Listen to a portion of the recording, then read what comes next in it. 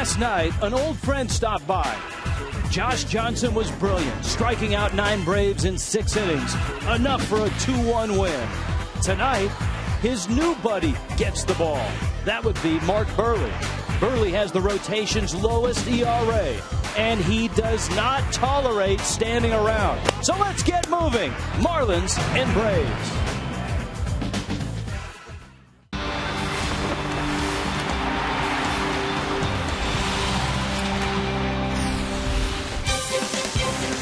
In Miami tonight, Game 2. A very interesting 3-game series. Miami and Atlanta.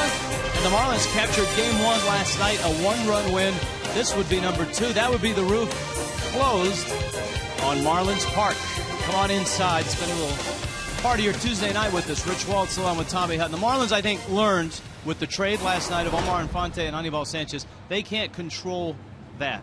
But they can control how they play on the field, and they played well last night. It all started with Josh Johnson. You know, they can control some of those little things, but you get that good start the way J.J. pitched. Best game he's had this year, best stuff he's had this year. Things kind of fall into place. This is a team that's not scoring a lot of runs, so they had to be creative to get their runs last night. You would expect Ozzie Guillen to continue that trend. Yeah, when you miss the big guy, when Giancarlo's not in the lineup, you have to create things. Jose Reyes got things started in the first inning with a base hit. What I really loved was the hit and run. Donovan Solano, just great hitting, sending the ball in the right field, chasing Reyes over to third. That set the stage for El Caballo. Just poked the ball, dropped a little base hit into left field, picked up the RBI and the quick run. How about in the second inning? This is a quicker way to get a run. Just go deep.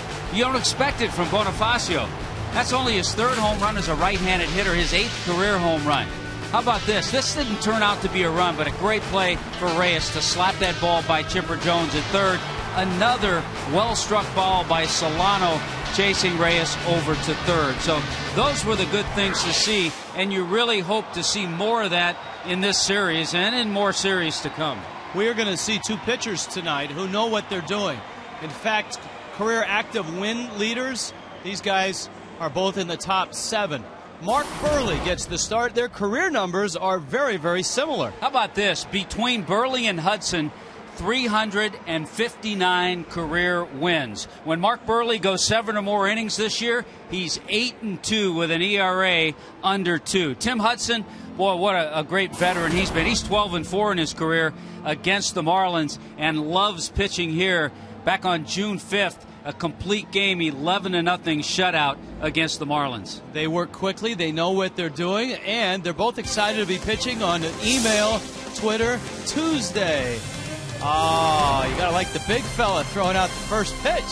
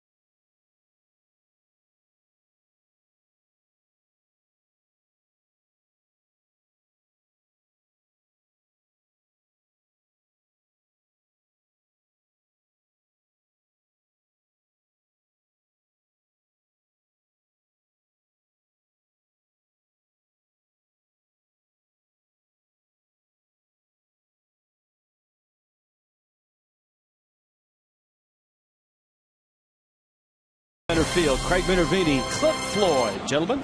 All right, thank you very much, Rich. The big trade for the Marlins in the books now, as you know. In fact, Omar Infante will start for the Tigers tonight and bat in the number 9 spot. Let's look in on the 3 guys that the Marlins got, get your perspective.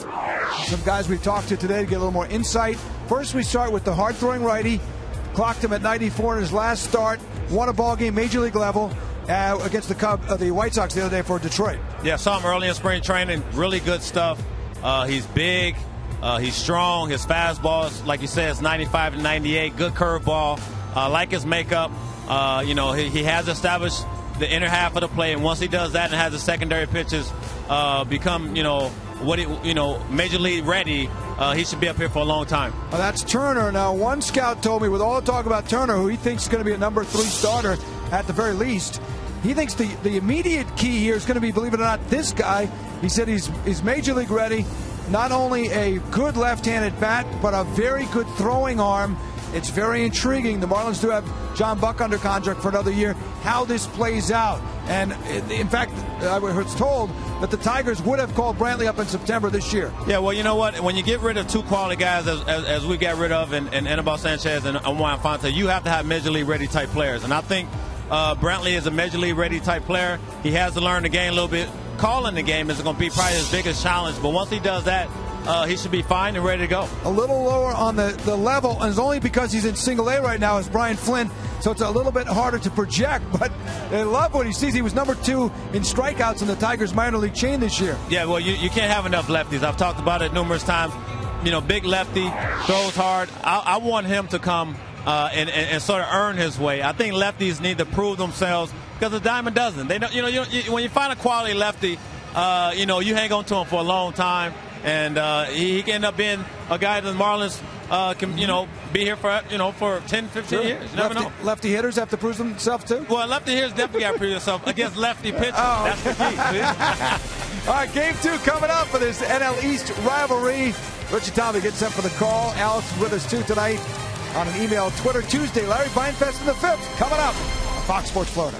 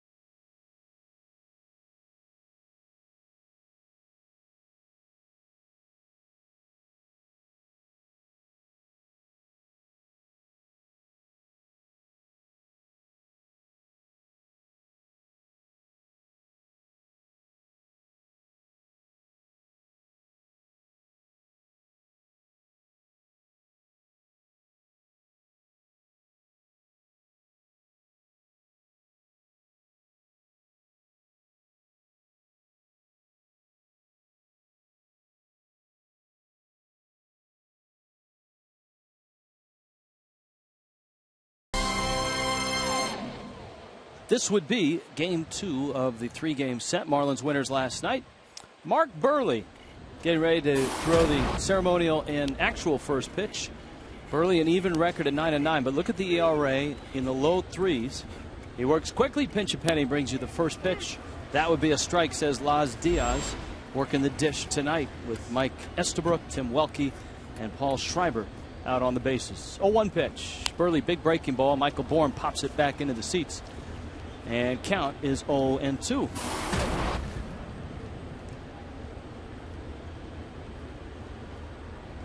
Bourne a 1-for-4 night last night. Braves rallied late in the ball game last night with a run in the 9th. Marlins were nursing a 2-0 lead throughout. 6 innings of Josh Johnson, then just about everybody in the bullpen. Breaking ball misses out. It's 2-2.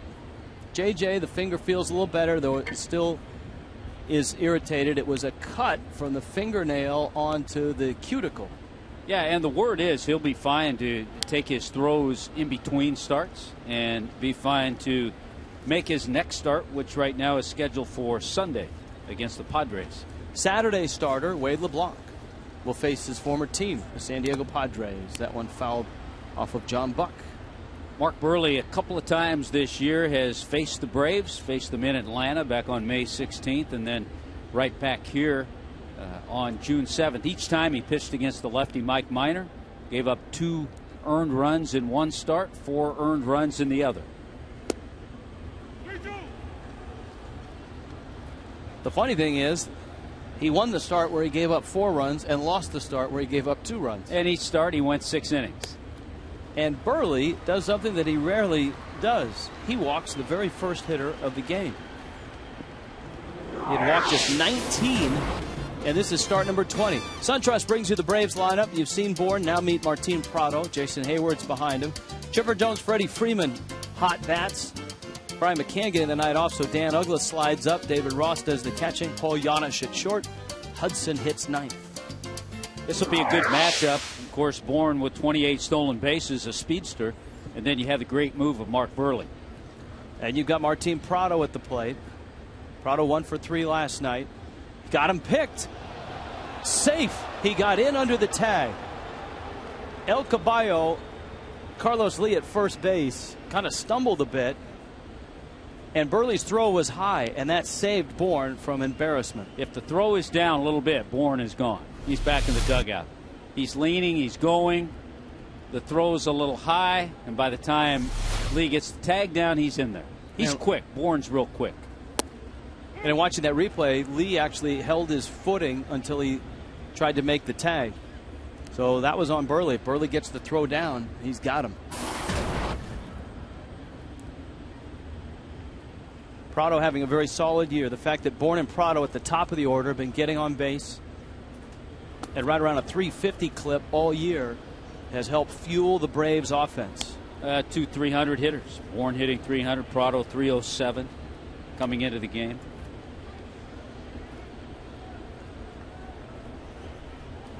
Ball and a strike to Prado. We're just underway. Emails and tweets are on the way on this Tuesday night, and certainly coming off the trade of last night, we will be joined by Larry Beinfest in the 5th inning. So if you have questions for Larry, send them in. We'll drop them in a folder. If we can figure out how to drop and drag. I'm still working on that. Buehrle's behind 2-1 right now. And I don't think I've seen Mark Buehrle this wild this year. Have you? No, not falling behind the first 2 hitters, walking the first hitter and Bourne, and look, he's all over the place. Prado, a little success against Buehrle. Hit a home run against him. He's 3 for 9. Buehrle gets a strike. You could see Buehrle wiping that left hand on his pants.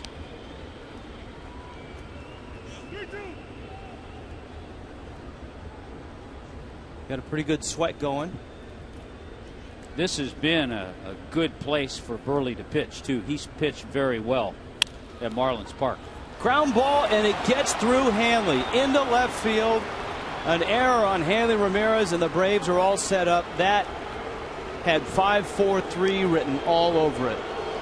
Yeah, the unfortunate thing, because of Buehrle's move, you didn't see Bourne running on the 3-2 pitch, which normally you would without question. So because he wasn't running, all of a sudden, you're right. That's a 5-4-3 double play in the making. Booted by Hanley, and all of a sudden the Braves at the corners with nobody out.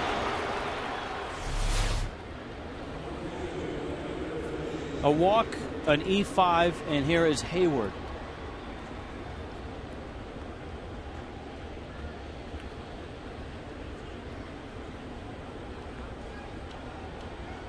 And so Buehrle goes to work on the Braves' first baseman. He throws a changeup for a strike, and it's 0-1. Hayward bouncing back from a difficult year last year, and so far he's put up 14 homers, driven in 45. Also has 17 doubles. Hits it to center. That's Ruggiano out there. Both runners tag up. Prado will stop coming from first, and Bourne trots across the plate with the first run of the night.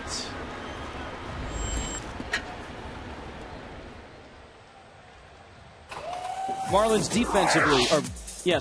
defensively tonight. There you go. Brought to you by Cleveland Clinic. Logan Morrison, Ruggiano, and Greg Dobbs starting in right field tonight. Hanley Reyes, Bonifacio with his second straight start at second base. Carlos Lee and John Buck behind the plate.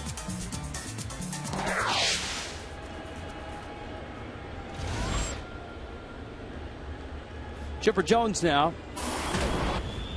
with Prado at first base.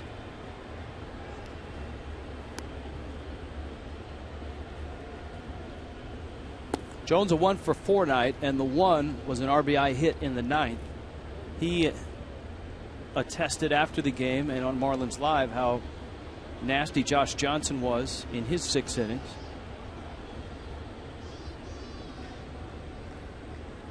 Burley and Jones, two guys who have been in the big leagues a long time. Jones longer than Burley, but still you would expect they'd run into each other a little more than their splits say. Just 1-for-7 is Chipper Jones against Mark Burley. Burley had made just 2 starts against the Braves before his 2 starts this year. You know, because of the makeup of the Braves lineup. Now, McCann's not in there tonight, but a lefty, Hayward, Freeman. They have some left-handers, and Freddie Gonzalez has seen his club go 15-21 against lefty starters this year.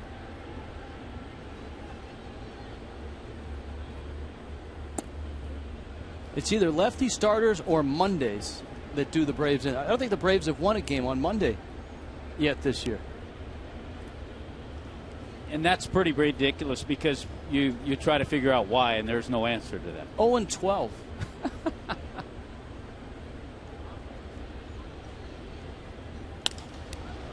Off the end of the bat, didn't get much on it. Ruggiano over, and he makes the catch.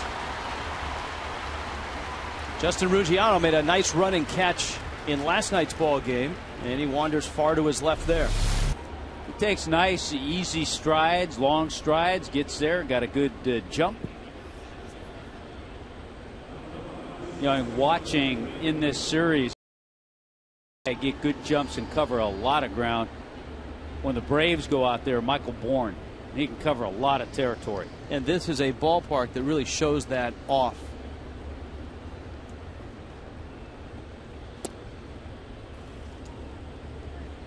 Freddie Freeman takes in. Freeman 0-for-4 last night. Freeman has gone through a few struggles this year. The physical struggle, the play here where he was hit in the hand on a slide at second. And then the struggles with contact lenses. He had about a 2-week period where he couldn't wear his contacts, tried to wear glasses, couldn't quite get that, and finally had it solved again with a new set of contacts. Sprays a ground ball Hanley's way. Fires over to first in time, inning over. An unearned run for the Braves, and Atlanta's on the board first.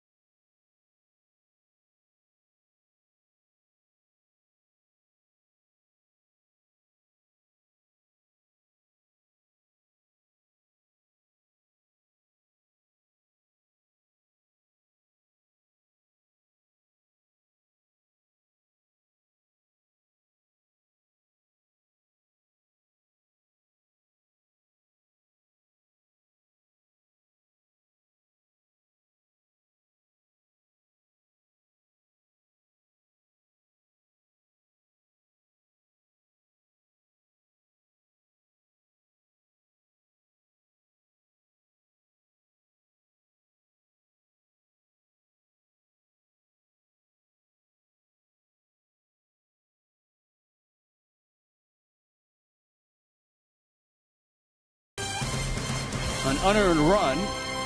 Tim Hudson ready to work. Jose Reyes drops down a bunt, third base side. Ross has it. No way he's going to get Reyes. And Reyes, it seems like in this last week, all of a sudden Reyes has started to emphasize the little game a little bit more.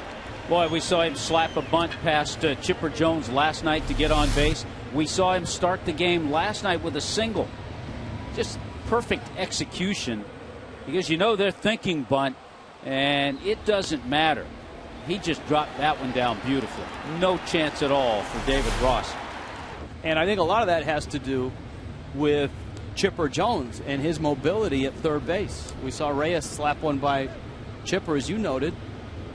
Jones really, on that replay, took one look at it and said, I'm not even going in. And just like that, a 12-game hit streak now for Jose Reyes. And Reyes at first. And here's Dobbs in this Marlins lineup, which really has been jumbled and mixed around. Dobbs hitting second, Carlos Lee in the 3 spot. He's on deck. For Reyes, by the way, Rich, that's bunt number 5, his 5th bunt hit this year. And like you said, you'd like to see him get more of those.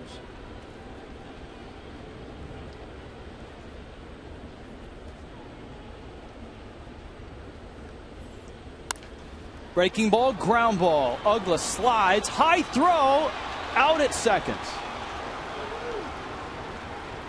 Giannis just kept his foot on the bag after Uggla made a sliding stop on the Dobbs ground ball. In that case, you're the shortstop. You have to pretend you're a first baseman. And he did. Toe was on the bag. Now he comes off. Nice play by Dan Uggla. And you could see the thought that Dobbs had in that at bat with the hole open on the right side. He was trying to get one in that hole, but Uggla made a good play. The other thing you could see on that was Reyes and his angle into the bag at second. And here's Lee. So the Braves get an exchange of runners at first, and the Marlins lose some speed with Dobbs instead of Reyes.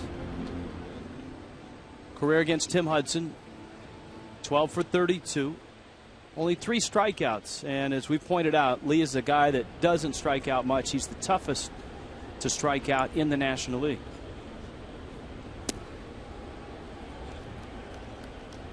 Yeah, we talked about Tim Hudson's terrific game here on June 5th. 5 hits, shutout. Didn't have to face Carlos Lee in that game, though.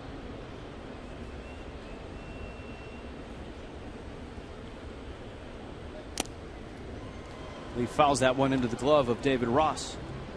And it counts 1-2. They have faced each other before, though. El Caballo, 12 for 32, a 375 average in his career against Hudson.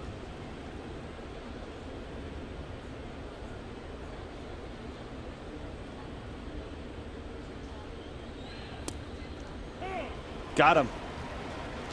Lee is rung up.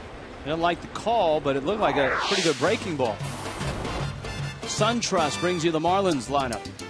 Jose Reyes, Greg Dobbs, Carlos Lee have already come to the plate. Justin Ruggiano, Logan Morrison trying to get going. Hanley Ramirez has been dropped to the 6th spot as he returns to the lineup. Emilio Bonifacio at second.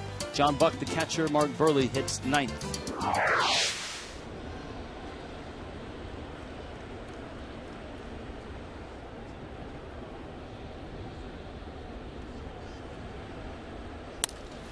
Ground ball up the middle into center field. Ruggiano with a base hit. Dobbs will stop at second. And Justin Ruggiano has his 2nd hit of the series. He's aboard. Dobbs in scoring position. Here comes Morrison. Here comes the Braves defensively. Brought to you by Cleveland Clinic, Florida, with Prado, Bourne, and Hayward. Chipper Jones, Paul Giannis, Dan Uggla, Freddie Freeman, and tonight doing the catching, David Ross.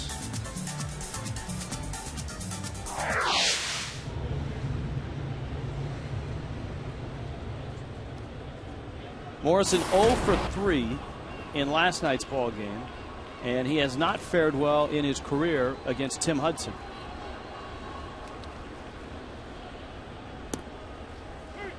Breaking ball for a strike.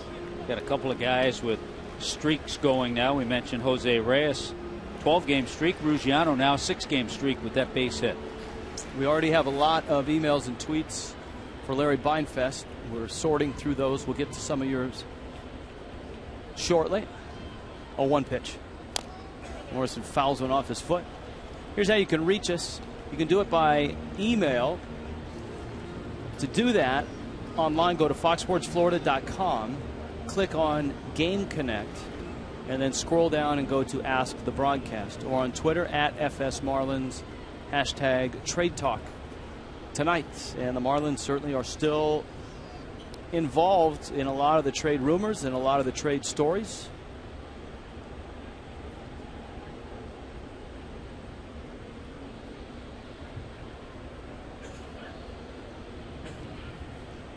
One report was that the only untouchables were Jose Reyes and Giancarlo Stanton. That was John Heyman of CBS and MLB Network. We'll ask Larry Beinfest if that's true when he's here in the 5th inning.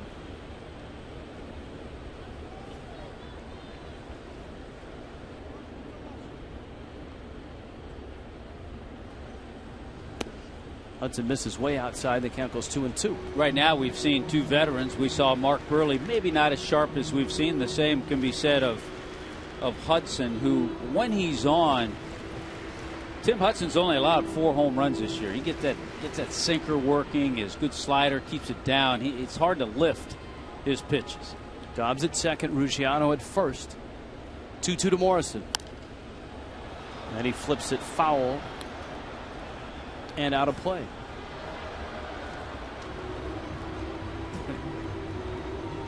N.M. Palmer, this is the ceremonial first tweet. Where are all the scouts tonight? Can you point them out on the telecast? Oh yeah, they're back behind home plate. I don't think I've ever seen the press room as crowded in the dining area. There are the guys with stopwatches, radar guns, notebooks. That was close. Remember, Hudson struck out Lee on a pitch just like that. There are probably a few scouts here to watch the Braves, because the Braves are looking for starting pitching. And so teams that have starting pitching for sale have scouts here to look at what they might want at the big league level off the Braves roster. The Ryan Dempster trade to Atlanta right now apparently is on hold. The 3-2. It's in. Morrison walks.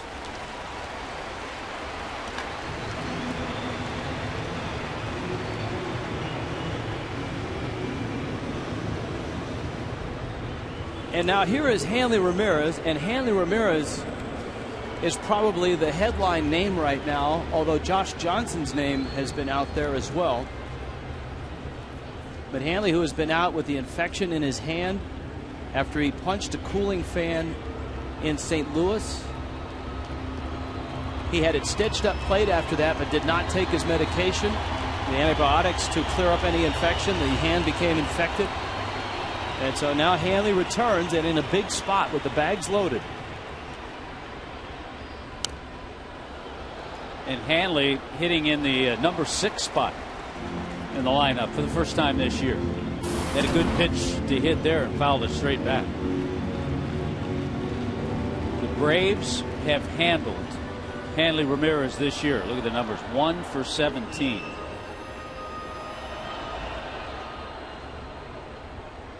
Hanley, a .260 hitter against Hudson. And you would think Hanley would have hit a home run, but as Tommy pointed out, Hudson doesn't give up many. And he's not. He lines it into center field. That's a base hit. Scoring is Dobbs. Right behind him, Ruggiano. The throw's a good one. He is out at the plate. He called him out. Ruggiano can't believe it. Ozzie Guillen's coming out. The Marlins have tied it, but Laz Diaz rings up Ruggiano. Boy, it looked like he got his foot on the plate before the tag was applied right there. And if that's the case, all of a sudden Laz Diaz has gotten Ozzie upset.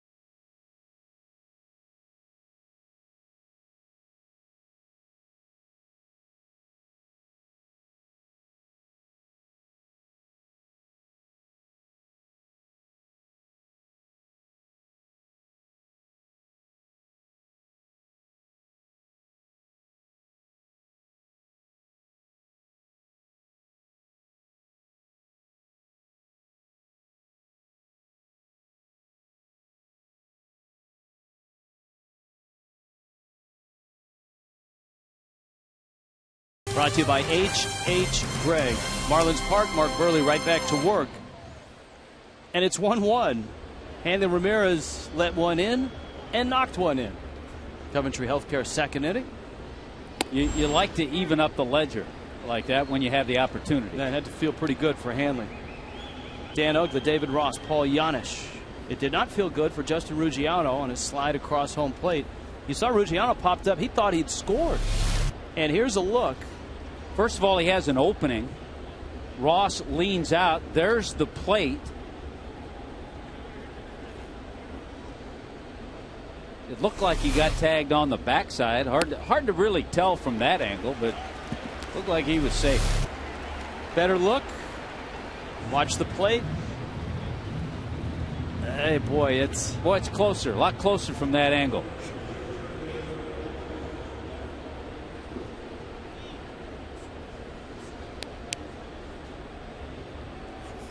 Looks like foot on the edge of the plate just as the tag gets up on the hip. A lot of times when the tag is that high, the call goes to the runner. Well, last night, Laz Diaz had Freddie Gonzalez upset, threw him out of the game. David Reyes loads up, long throw, great arm. Boy, he makes that look easy. Flat-footed to throw that far, that accurately is not easy. You know, and the other things you factor in too is Reyes is making his play. He's going a couple of steps onto the grass. He realizes David Ross is the runner, so he has time to plant and then unleash that strong arm. Got him by 2 or 3 steps. Here is Paul Janisch, and he takes a strike.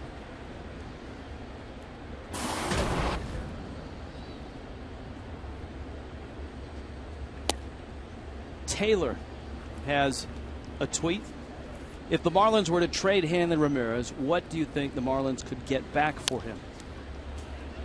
Roller to Hanley. We'll answer it on the flip side because Burley's back to being Burley, and he works very quickly in the second. 1-1 ball game in Miami.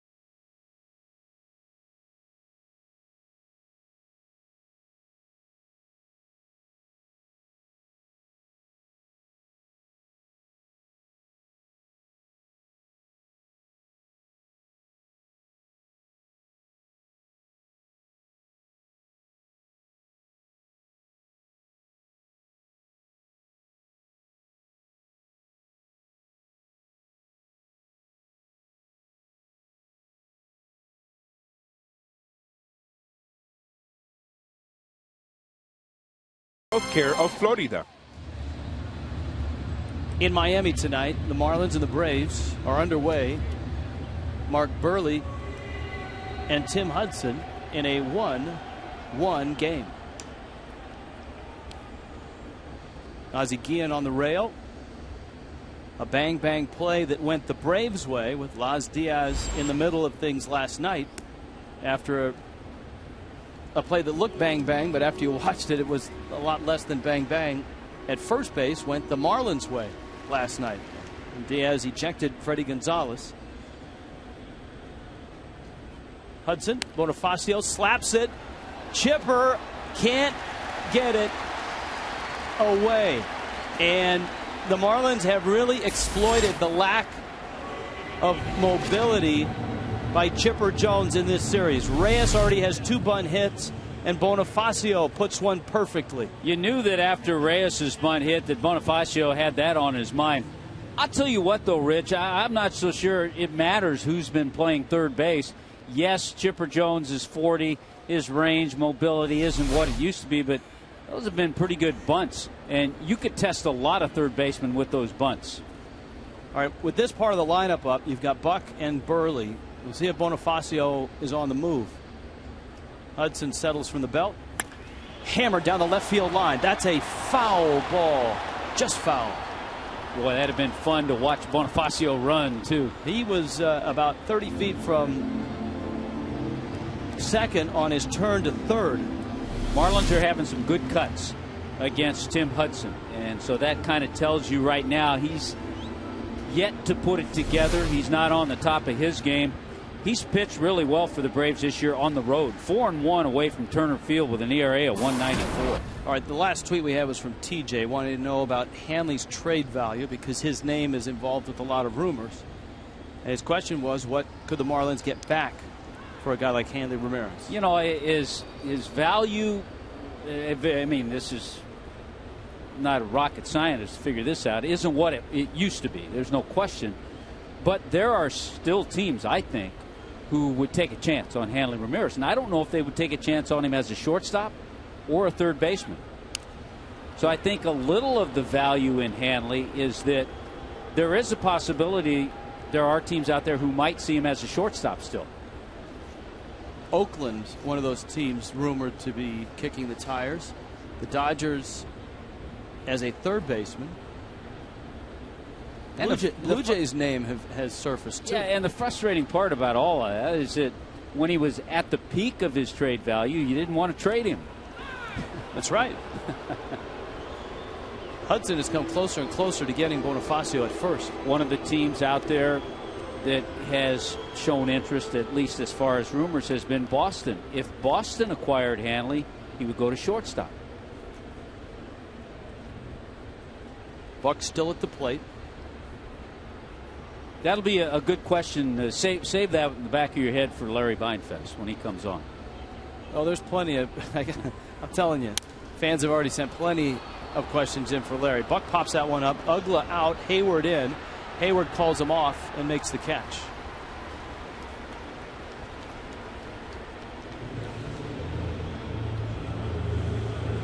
Let's scout Tim Hudson. We've done this a number of times over the years. Nasty sinker when he's on. Doesn't look as nasty right now. Lots of cutters and sliders.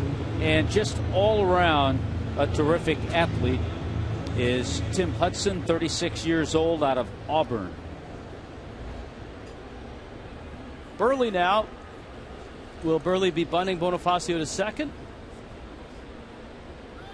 Hudson figures to try to pick him off again. Leonardo says the Marlins can't trade Josh Johnson. They haven't had much luck with pitching prospects. Volstad, Andrew Miller in the trade with the Tigers. So they just can't give up their ace.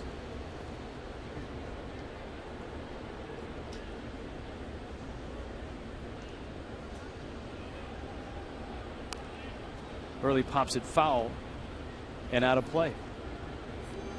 And I would hate to see that. I think a lot of Marlins fans would hate to see that if you were to give up Josh Johnson. You would expect to get a major league ready pitcher in return. Coming off his start last night, you can look at it two ways. Number one, his value went up. And for the Marlins, it's a glimpse of what he used to be, and maybe that's what he's going to be. Ross picks it up. He's going to go down to second. Oh, out at second. Bonifacio out. Burley hustling down the line at first. Beats it. Wow, that's bang-bang plays at both bags. Giannis got the throw off quickly. David Ross took a real chance that he'd get Bonifacio, and it paid off for the Braves. Yeah, a real chance. I think early in the game with the speed of Bonifacio, you're more likely to just get the out at first base. Give Mark Burley credit for really getting up the line and beating that relay throw and staying out of the double play.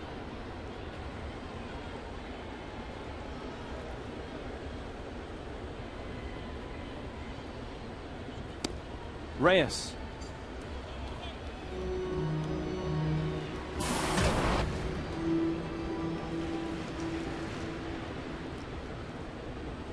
Reyes with a bunt single in the first.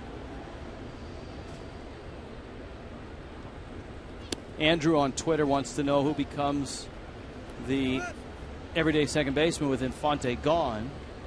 And Ozzie addressed that before the ballgame and said Emilio Bonifacio will be at second for the foreseeable future. There might be a case where you move him back to center every now and then and get Donovan Solano a start at second.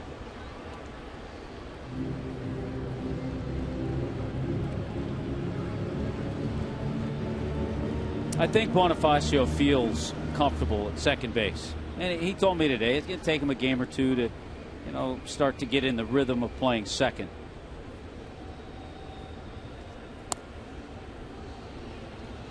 Cholula Hot Sauce Spotlight player is Jose Reyes. The hit streak now at 12. His career long at 20 back in 2005. Tim Hudson, Mark Burley both worked quickly. Both gave up first inning runs. And Reyes takes a strike. Count 3-2. It's Burley who is the runner at first.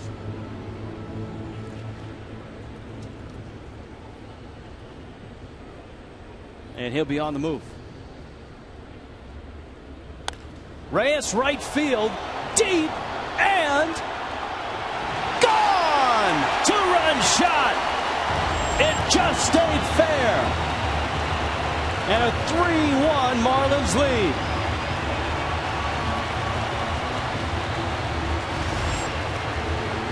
Jose Reyes has been all over this game. Bunt base hit, two-run shot, dazzling defensive play, and for Reyes, his 6th home run of the year. And only the 5th home run that Tim Hudson has given up all year. Yeah, we talked about that last inning. It's pretty obvious that Hudson doesn't have his best stuff. So when you see that, you want to try to jump on him early. Reyes jumped on him and it stayed fair. That ball got between the foul pole and that big pillar that holds up the roof support. Dobbs rolls one up the middle. Ugla gathers it in and flips to first. The Marlins get 2 more. Boy, last night it was Bonifacio. Tonight it's Reyes. The little guys are going deep for the fish.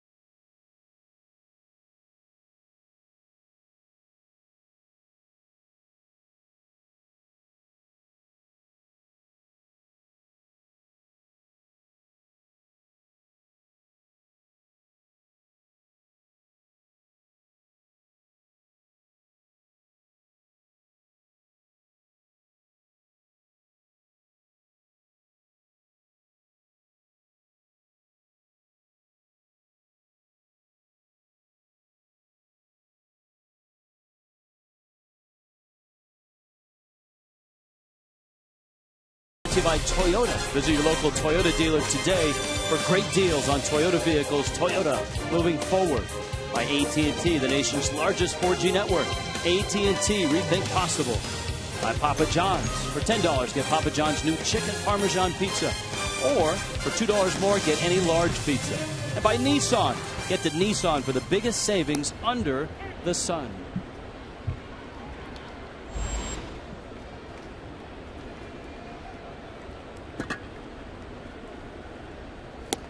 Hudson swings and misses.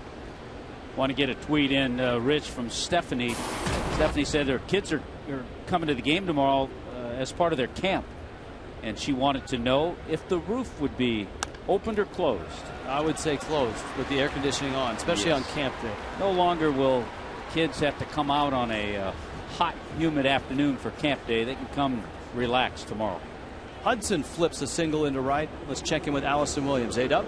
Well, guys, the big news around the Marlins yesterday was, of course, that trade with the Tigers that sent Omar Infante and Anibal Sanchez to Detroit. As you can imagine, there was a lot of talk on Twitter about the trade, including a couple tweets from the guys themselves that the Marlins acquired, including Brian Flynn. You could follow him at the B Flynn. He's had 200 new followers since the trade yesterday. Crazy. Gonna work hard to do my best for this organization. New chapter. Thank you, everyone.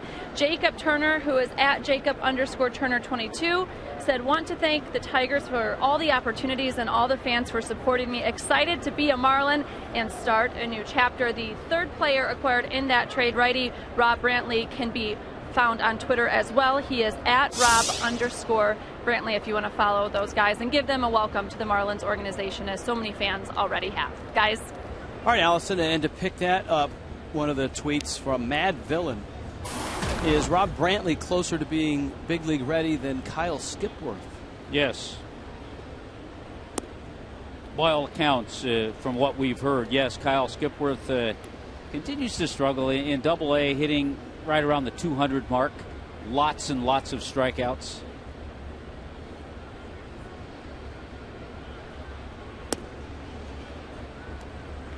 Mark Burley now facing Michael Bourne. He walked Bourne in the first, and now he's 3-1 on the leadoff man. That's after Hudson opened the inning with a single to right. Center and well hit. Ruggiano turns, looks, reaches, got it! Wow!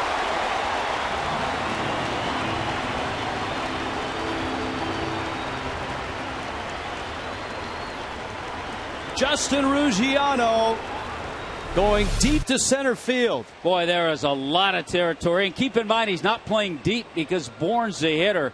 Long way to go. A couple of looks on the track and then just reaches out. Puts it away, braces himself. Remember the last time the Braves were here, Bourne took one deep. Hit one out here at Marlins Park. Good job, Justin Ruggiano. Which brings me to a tweet from Josh. We'll get it in after this pitch.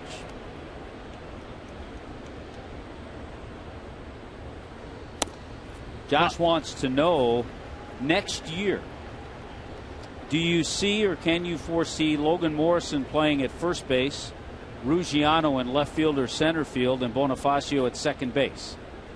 And my answer to that would be yes. We got a lot of tweets from fans about the call at the plate, wanting to know if that was a makeup call for last night. Umpires don't do that. Next time, don't say that with a smile.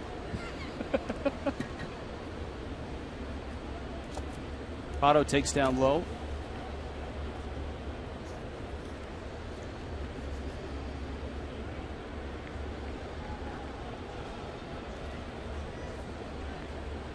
Two and one.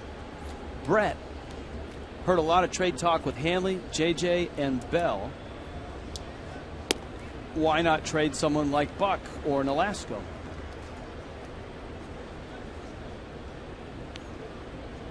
If you're the Marlins, you're listening to offers from other teams, and other teams are going to call you about guys they want or guys they need. I'm sure Nolasco's name has been in there, but it probably hasn't been in the paper. But John Buck is really having a horrendous year at the plate. He'll be the first to tell you that.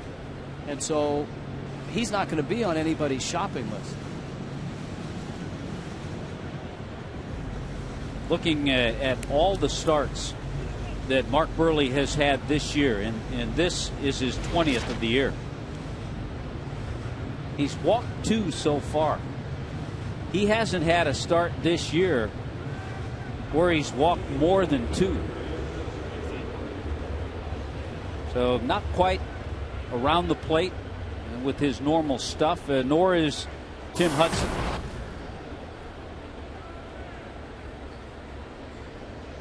So Hayward delivered a run with a sacrifice fly.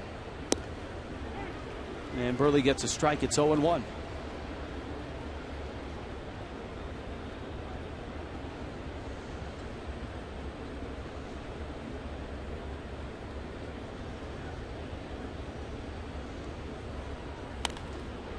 Ripped to right and foul. I know a good question, Rich, and you and I have heard some great news. Joey wants to know the recovery time for Giancarlo Stanton. And by all accounts, Giancarlo's working real hard. He's doing everything he can, and hopefully it's on the low side of 4 to 6 weeks. 0-2. Oh, gorgeous changeup. Buehrle's changeup so good, he throws it to lefties as well as righties. Jiffy Lube Friday Night Live is coming up on the 27th. Padres here at 7:10. After the game, head to the West Plaza for a live concert with the Jacob Jeffries Band, presented by Heineken Light. Lock in the tickets for Friday Night Live, 1-877-MARLINS, or go to marlins.com. Now Chipper Jones. And Buehrle busts him inside. Buehrle trying to get out of this inning after a single by Hudson and a walk to Prado.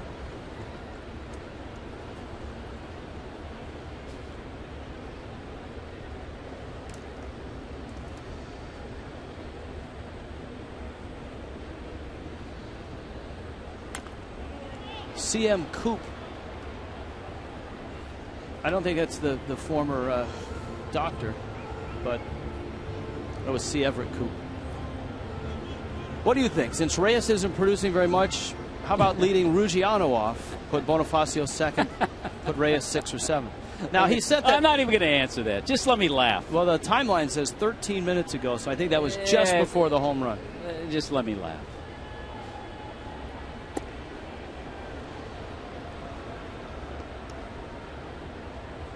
The guy who has speed, you hit him at the top of the order. You'll just move him around. Unless he can't get on base. And he's getting on base at about a 340 clip. There you go.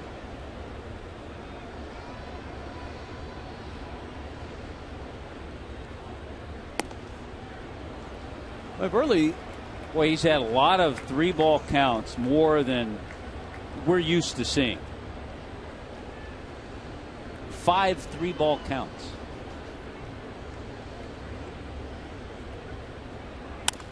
Chipper up the middle into center field. That's a base hit. Charging is Ruggiano. It's Hudson who is the runner, and he's held at third, and that's the only reason that that's not an RBI single.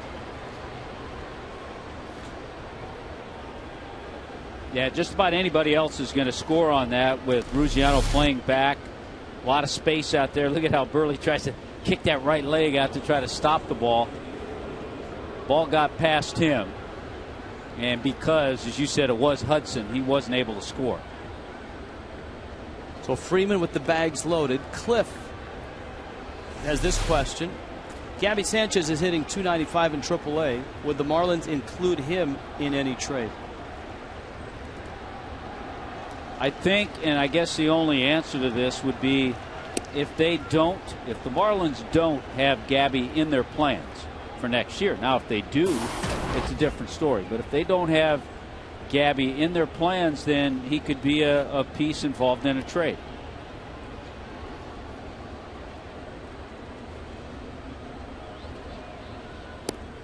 Buehrle is just all over the place, and this is. But I think as you do look beyond this year, more than likely Carlos Lee is not going to be back, and so then it does open up the first base position.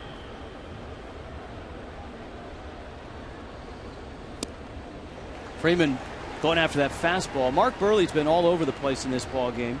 The Marlins have a 3-1 lead. The Braves have the bags loaded.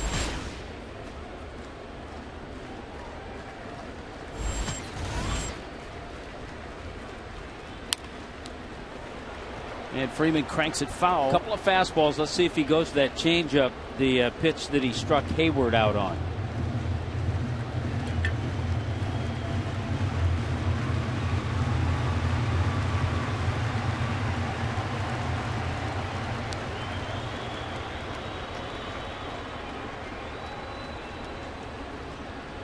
Two. Yeah, he threw it, but he didn't throw it very well. He has no place to put Freeman. Well, I think John Buck and Burley want to talk over this next pitch. Do you feel confident enough to try that changeup again, 3-2? If it's close, probably get Freeman to swing.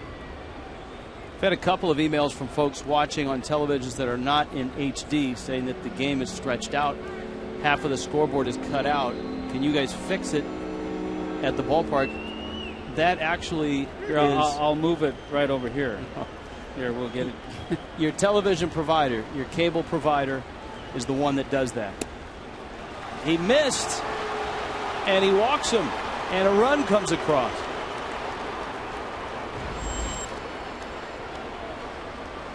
Mark Burley walked in a run, and I got to think that hasn't happened very much in his entire career. Well, he's also walked 3 tonight. That's the most he's walked in any game this year.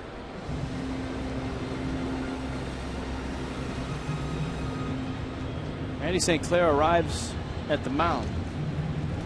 There's 2 things to think about that you get to this point. If his pitch count gets real high, you don't have a Wade LeBlanc to bring in the game because he's going to start this weekend. This copyrighted telecast presented by the authority of the Marlins may not be reproduced or retransmitted in any form. Accounts and descriptions of this game may not be disseminated without the express written consent of the Miami Marlins.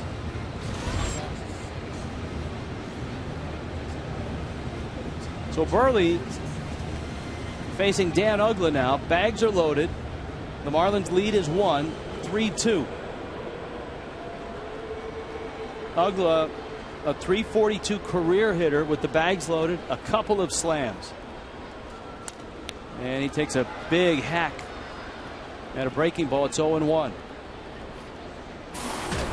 So if you're watching and it's not in high def and the scoreboard is hidden, the game is not stretched properly or too stretched, call Comcast, Bright House, whoever your cable provider might be. Ruggiano comes charging in, and he makes a running catch.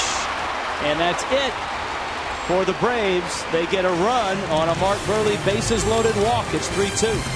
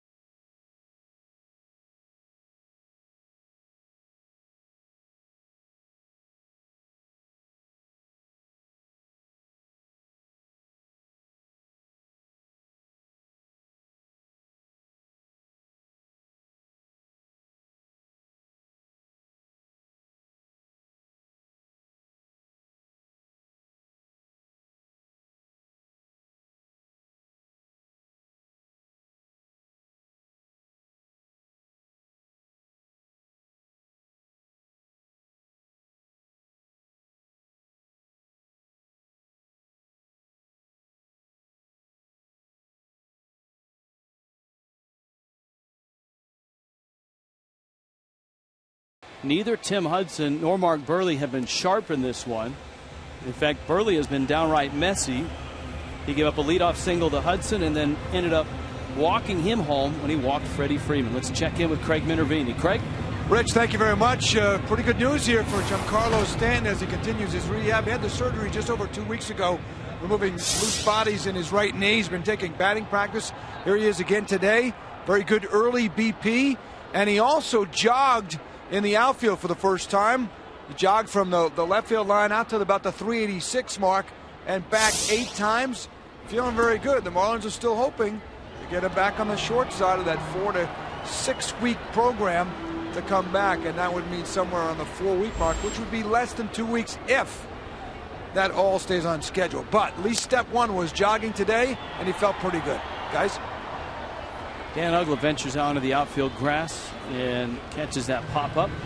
Marlins obviously would love it, Craig, if it's the early side of the 4 to 6 weeks. They envision Stanton and Carlos Lee and Hanley Ramirez all in the same lineup. Lee pops out. Here's Ruggiano, who's made a couple of real nice plays in center field and singled in the first.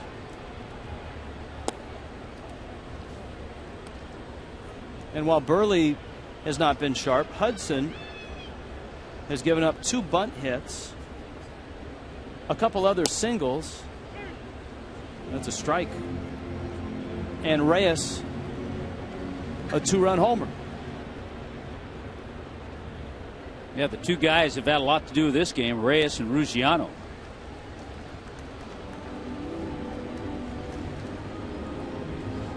You saw Ruggiano glance back on Laz Diaz on the second pitch, which Diaz called a strike, and that was way outside.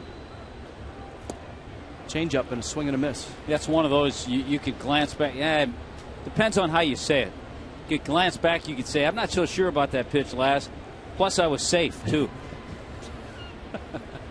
Sort of a 2-for-1? Yeah, you get a 2-for-1. Ruggiano, little tapper, Chipper approaches, bare hands, and throws him out.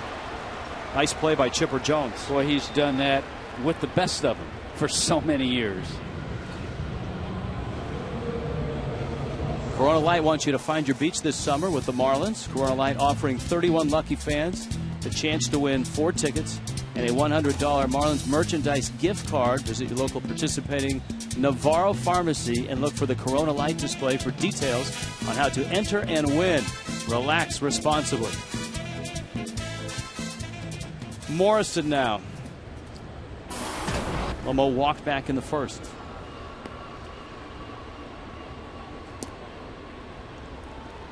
Lots of emails and tweets about Josh Johnson. Marlin fans, I don't think I've seen one that says trade him. Everyone's saying don't even consider it. And a lot of times guys' names get in the paper when Team A calls Team B and says, hey, is Josh Johnson available? And the Marlins would say, well, only if you really knock our socks off. And that's how the talks start. It's not like the Marlins pick up the phone and say, hey, who wants Josh Johnson? Morrison bangs one up the middle. Uggla to his right, and Hudson with a nice and tidy 1-2-3 bottom of the third. 3-2 Fish.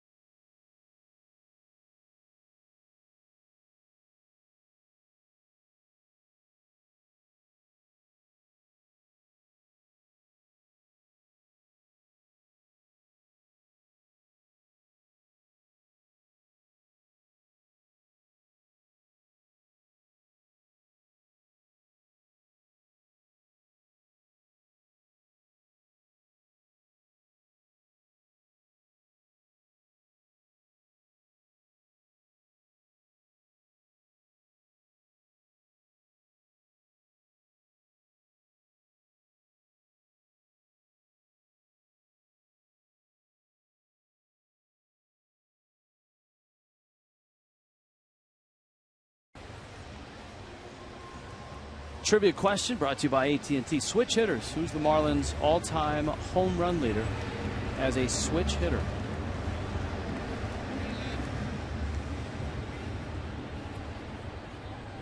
Have there been prolific switch hitters in Marlins history? Not many since I've... Well, the one guy I want to say wasn't here that long, but Bobby Bonilla. Ground ball and a base hit into left field. David Ross opens up the fourth with a hit. Paul Janisch and then Tim Hudson coming up. And this odd night for Mark Buehrle continues. Buehrle 3 walks, as Tommy pointed out. That's a season high. A walk with the bases loaded. We're still looking to find the last time he did that. Have you found it? Our crack staff, Kenny Lee, who's just all over everything, found that the last time Mark Buehrle walked a batter with the bases loaded was back in 2010. He walked Vernon Wells, and he's only done it 7 times. 7 times, that's all, in his long career. This is start number 385.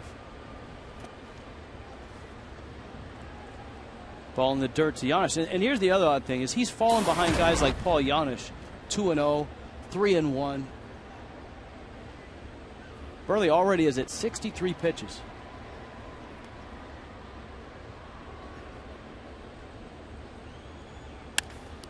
And Janisch bangs one into center field.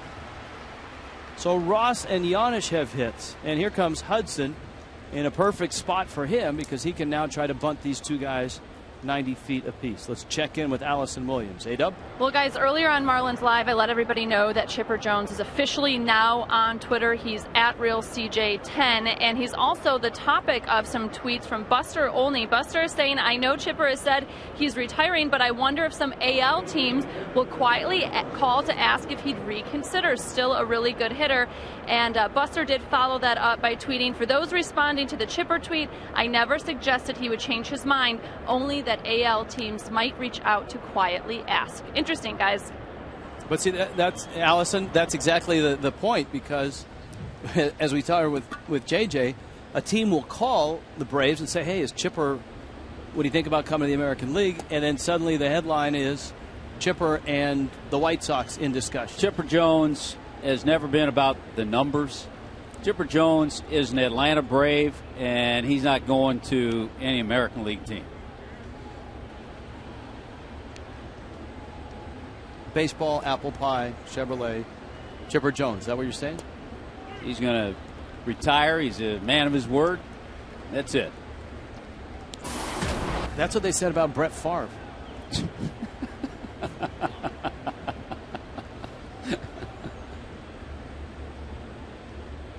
And I think Chipper wears Wranglers, too. Hudson's bunt is pop foul behind the plate. Counts 1-2. Bottom of the order has a couple hits here in the top of the fourth. And Hudson's trying to push him into scoring position for Michael Bourne.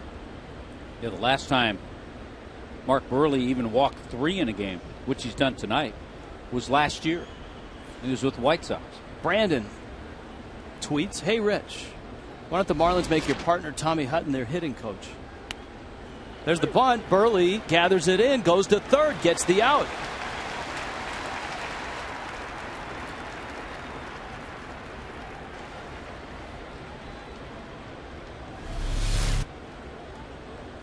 Good job by Buehrle. Positions himself. He knows the runner. He knows the runner is David Ross, the catcher, who doesn't run that well. So he had time. He came up and made a good throw. Now, Bourne, Buehrle walked him in the first, fell behind Bourne in the third, and then Bourne hit one to the base of the wall that was caught by Ruggiano. And Buehrle misses inside. You have no desire to become a hitting coach, I assume. No, I like working with you. I like the hours. I like not having all the stress that a hitting coach has.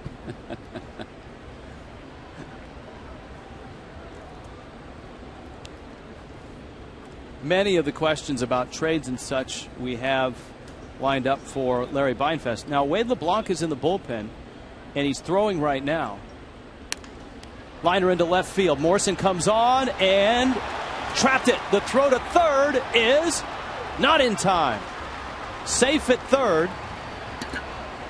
The third base umpire, Paul Schreiber, was out to rule on the catch by Morrison. The second base umpire, Tim Welke, came over to rule on the call at third. Good effort by Lomo, but he did trap it, and just to, you can't really try to sell it when you have a chance maybe to get an out. There's a ball skipping into his glove. A good play to do that. And then an alert play to come up with the throw. Good stretch by Hanley. I don't think that LeBlanc is up just for work because he's starting Saturday. He's up to come in this game. Yeah, this would be a day he'd get his throwing in. So he would come in this game, and he'll probably still pitch Saturday. Today's just Tuesday. And it's odd that with a 3-2 lead and Mark Buehrle on the mound, you've got somebody warming up. But Buehrle certainly doesn't look right. He certainly doesn't look sharp. As pitching coach Randy St. Clair is out there, 71 pitches. Look at the ball strike ratio. Yeah, that if you didn't have Mark Buehrle's name there, you could guess a lot of other pitchers, and you wouldn't guess him.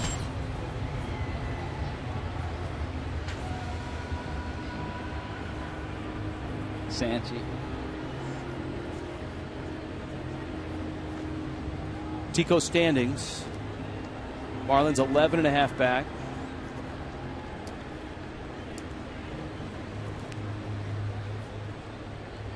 Atlanta 4.5 back. I think the truck took a direct hit from something out there. Now Prado, bags loaded. And Buehrle's been pitching in spots like this ever since things started in the first inning. And for a guy like Mark Buehrle, this has to be really frustrating. Normally, he can work his way out of jams like this. He gets a pop-up. Let's see if it stays playable. Buck over, and it's on to the dugout roof. Of course, then again, normally he doesn't get in jams like this.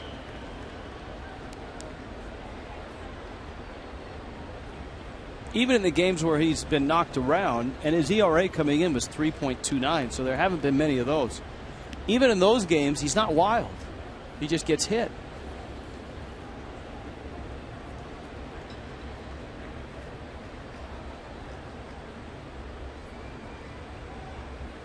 One pitch. Changeup line to center. Ruggiano has to go back to get it. Tagging is Giannis. He'll come to the plate, and this game is tied. The Braves have tied it on a sacrifice fly by Martin Prado. And you almost want to say, as badly as Buehrle has looked, it's amazing that the Braves have just 3 runs. Yeah, I totally agree with you. It's one of those games, we talked about it, we build it at the beginning. 2 veteran pitchers, 359 wins between Mark Buehrle and Tim Hudson.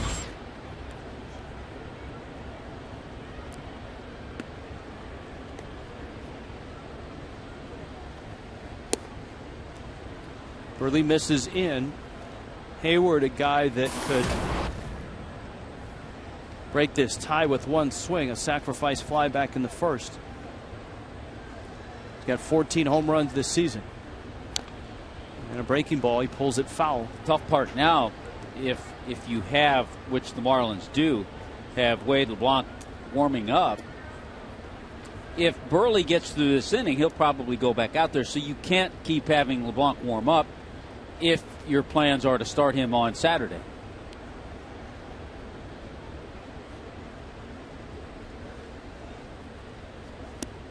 Tommy, it's always good when we get feedback after a problem, and it sounds like for Marlins for Life, the picture is fixed and focused properly, and now I guess maybe letterboxed properly, at least on that cable system.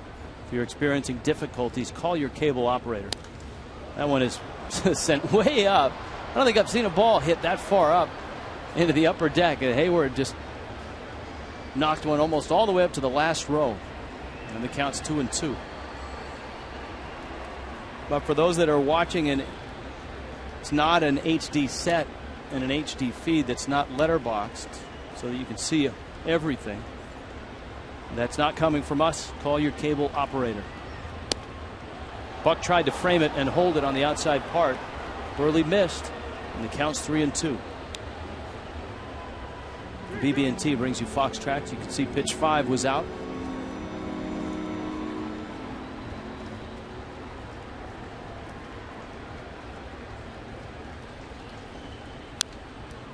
With the runners going, Hayward fouls it back. You know, the other thing, talking to scouts about this ball game, everyone agreed that this was going to be a 2.5-hour game at the most with Burley and Hudson. Every time you think that's going to happen, the opposite usually occurs. Another 3-2. And another long foul ball.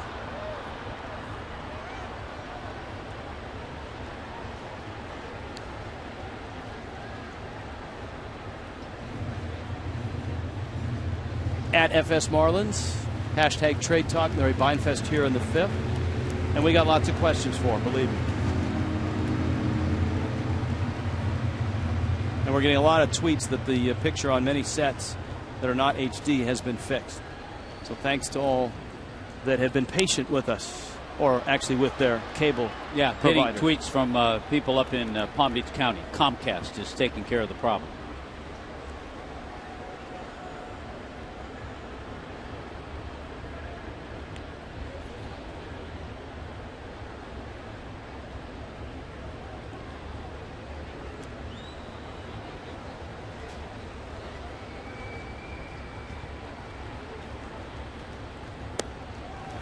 Lost him.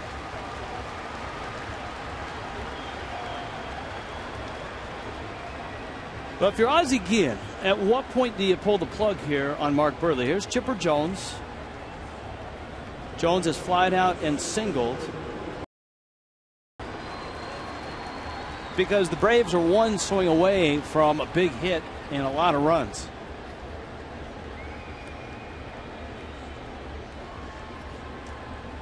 You hope he gets through this inning, because even bringing in a Wade LeBlanc, you're going to still have Chipper from that side of the plate. Breaking ball, center field. Ruggiano going back again and has room and makes the catch. Burley staggered, but he doesn't go down. Braves even it up 3-3.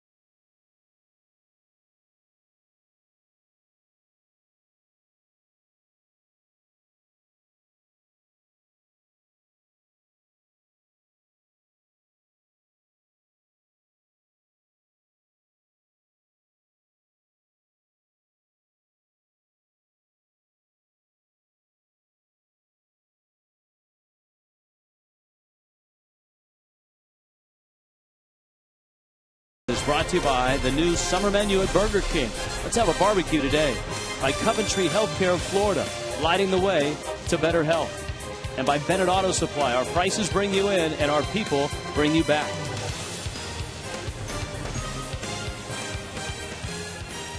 Mark Burley's odd night is in the bottom of the 4th inning. Burley not sharp. He's walked 4 in this ball game, a season high. He's thrown a lot of pitches. He's come close to giving up a big hit. That was interesting because he looked like in the second inning maybe he put it together. He had a 1-2-3 inning.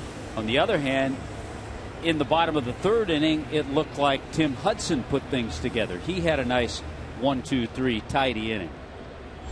Well, let's see how Hudson fares here with Hanley Ramirez leading it off. Hanley an RBI single, and he strokes the first pitch into center off the end of the bat. Bourne comes on and dives. Did he get it? Yes, he makes the catch. Terrific play by Michael Bourne.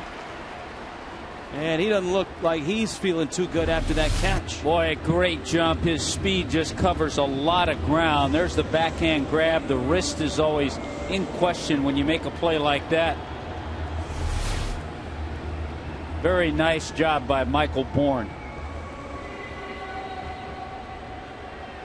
It looks like he's just knocked the wind out of him. And he kind of landed on his glove. Plays like that, the reason he's won a couple of gold gloves. Now Bonifacio, a bunt single.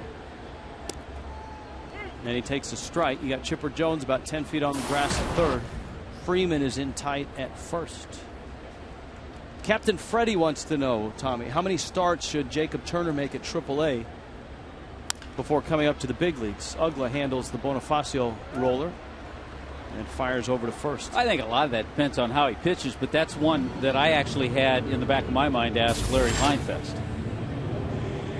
So we'll kind of hold that one too.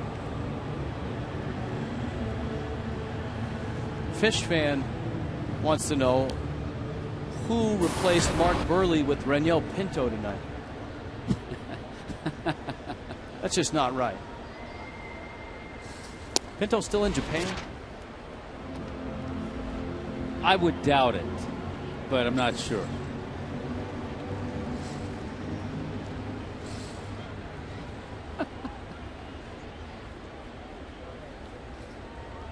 Here's the 0-1.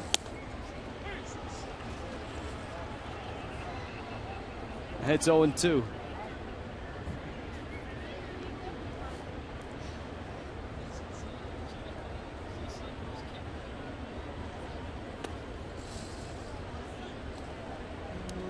Buck takes down low.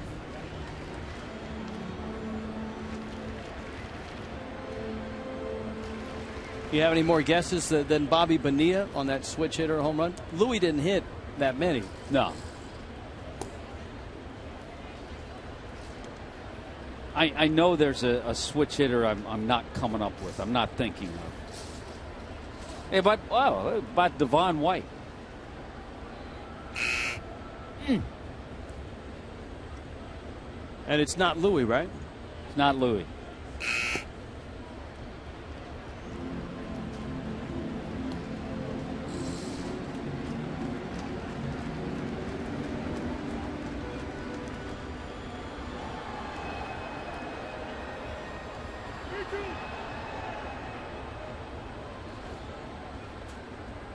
I think I might know.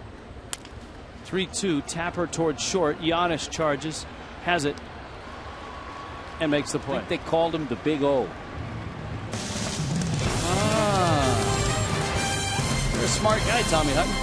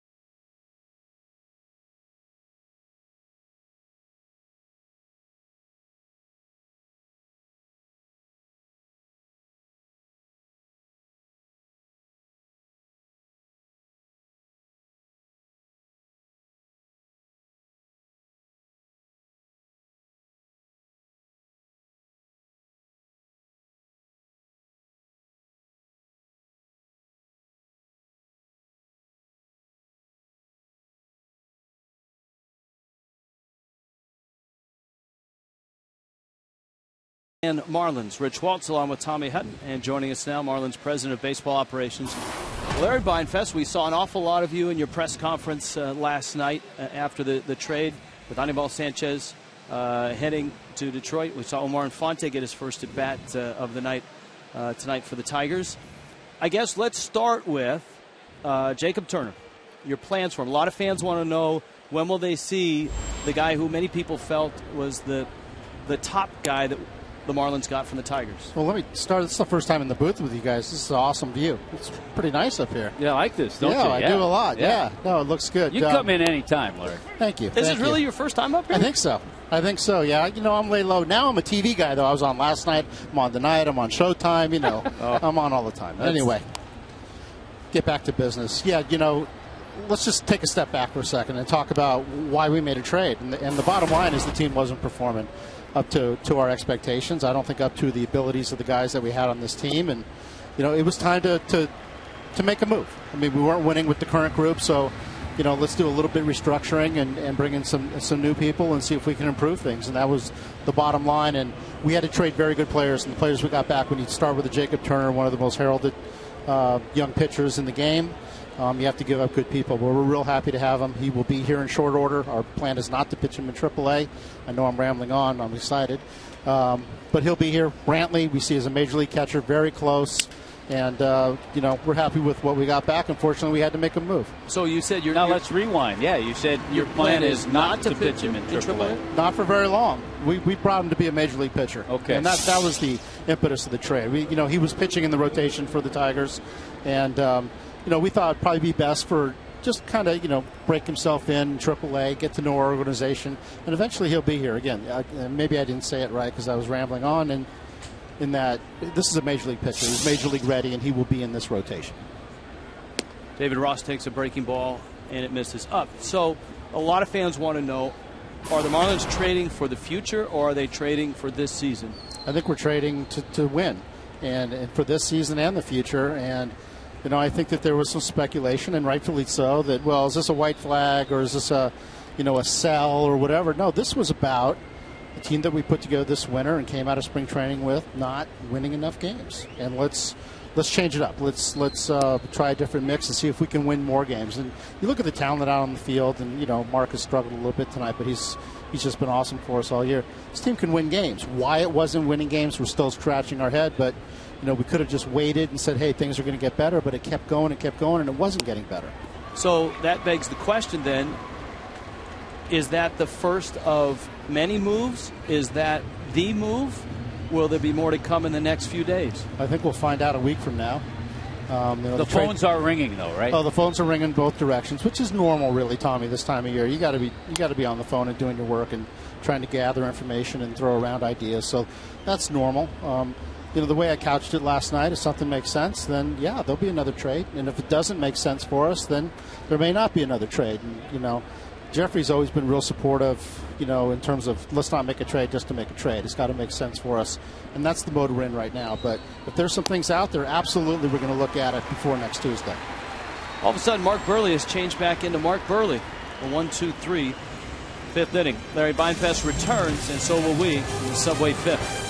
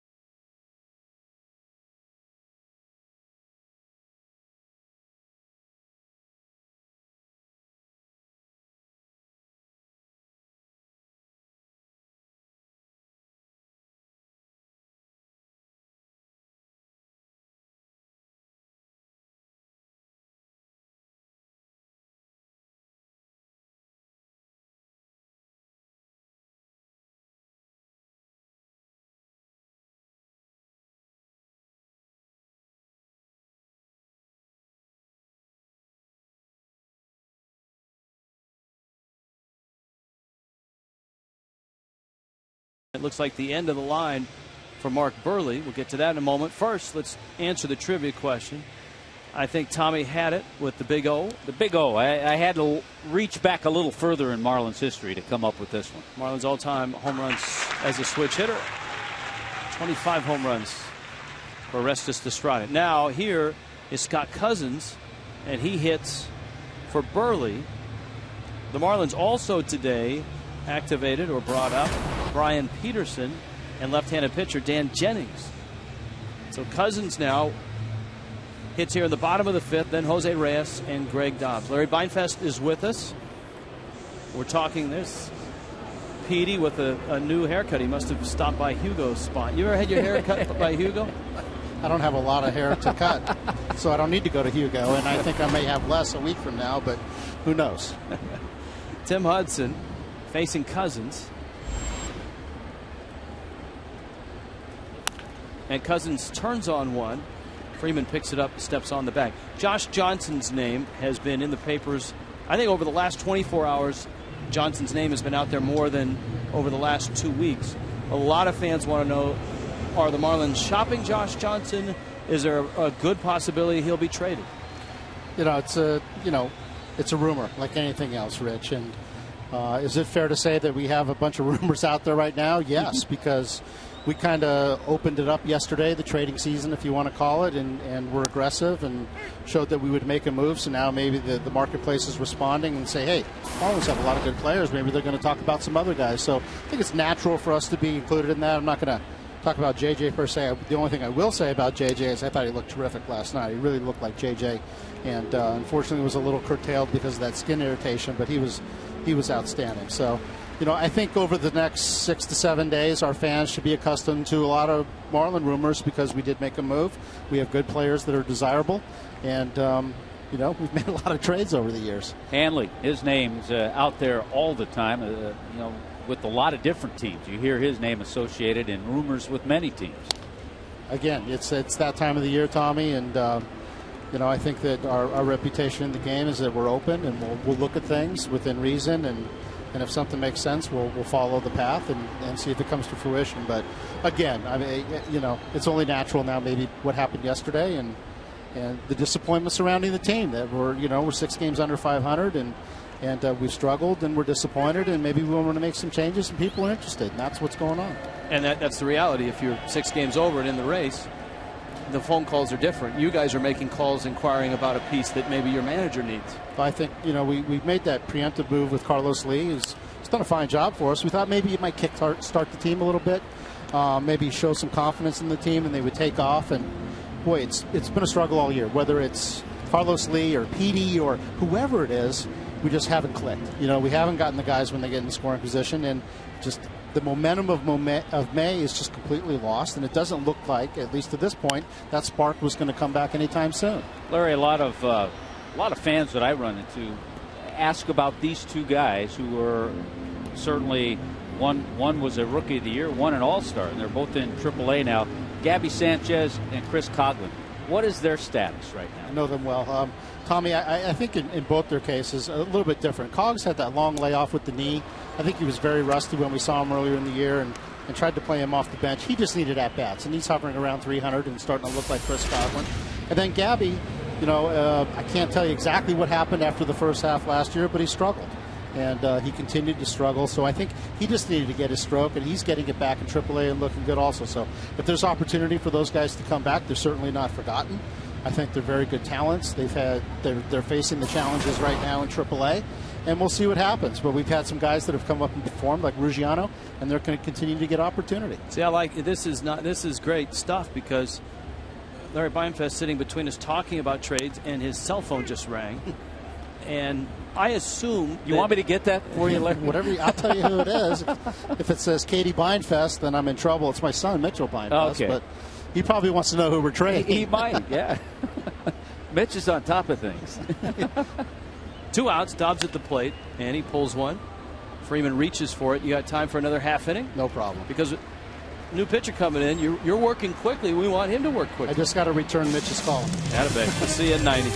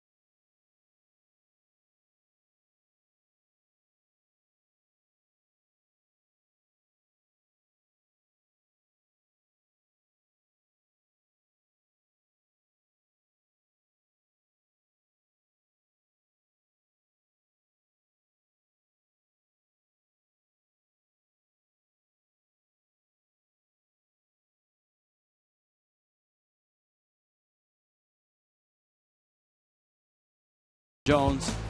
We talked about this list, and it's really incredible. Chipper Jones, all-time RBI leader by third baseman. Now in front of George Brent, who's in front of Mike Schmitz. Just as the Braves for umpteen years have been able to count on Chipper Jones, you can count on Just for Men Auto Stop for foolproof results. Wade LeBlanc now takes over. Hurry up and retire, Chipper. He's just killed us over the years. 40 career home runs against the Marlins. Yeah, he's done everything. It's enough. But he's awesome. One of the greatest switch hitters. And 5 years from now, we'll be talking about him this time of year going into a different place. But he'll be missed in the division, but not really. LeBlanc gets ready to work on Giannis. Of the rumors that fans read and that we read, with social media now and everything seems to be public instead of private, how much of the rumors have truth to them and how much of them are just wild hairs that somebody throws out there? It's hard to put a percentage, Rich, but some are dead on, and they may actually happen, or they're exactly what's being talked about, even including us sometimes. And then there's one going on right now that we are talking to a specific club that we haven't even talked to. So just to give you an example. So, I understand it all. I think it's fun for the fans, the bloggers and the tweeters and the whole package, and it makes the game fun and real time. But, yeah, it isn't real until it's real. Now, do you follow Twitter, and do you follow the stuff that's out there?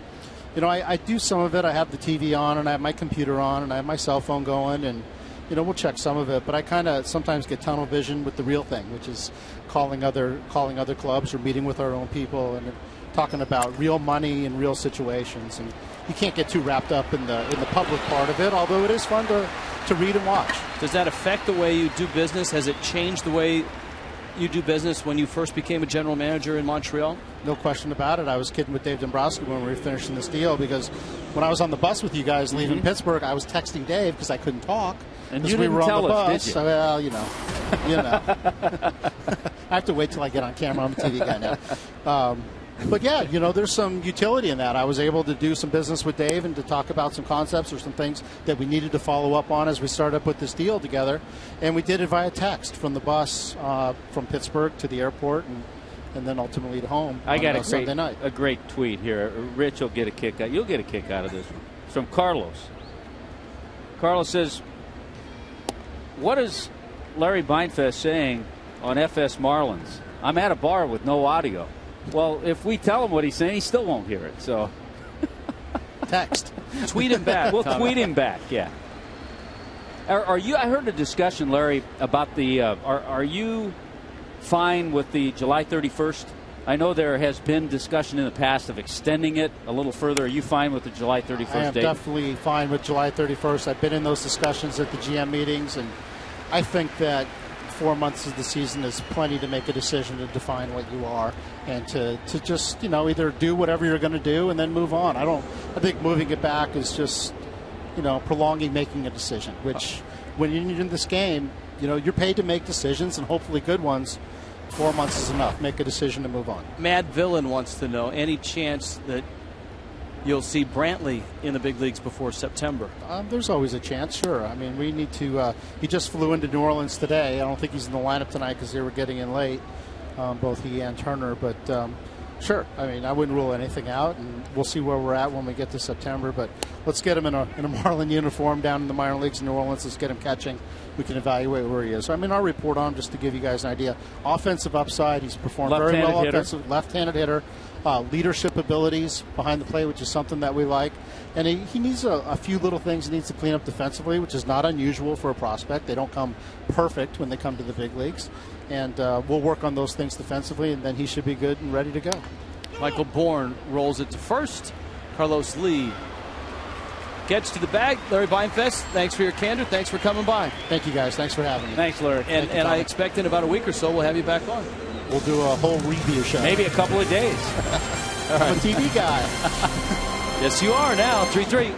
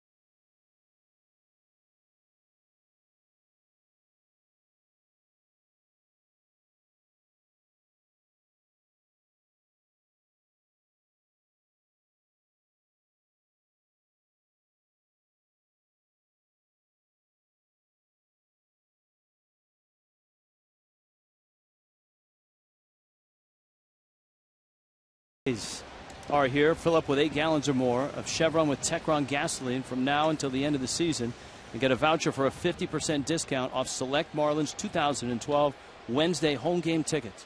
Stop in a participating Chevron station today for full details.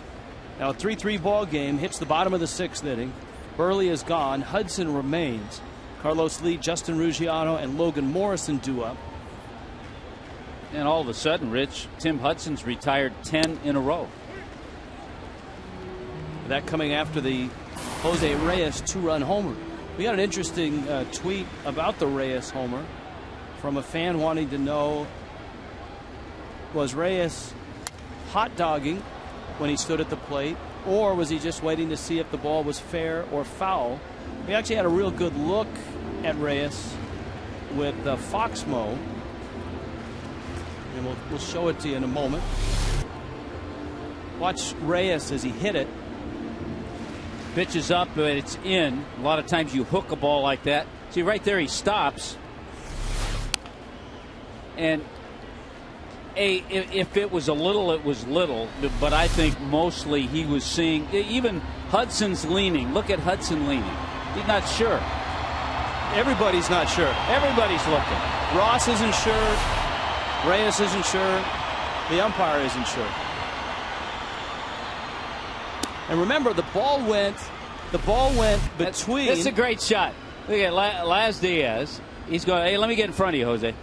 So first of all, he couldn't be running out of the box. Diaz was in front of him. Now he takes off when he sees it fair. The ball went between the one hopper there. Ugla juggles it. It went between the foul pole and the yellow support for the roof down the right field line. It was just fair. So from our vantage point, from what we saw on the replay, Reyes certainly wasn't hot dogging it.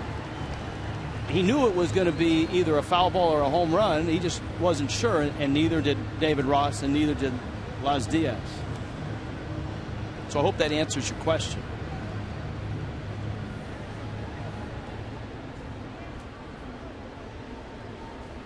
Now Ruggiano.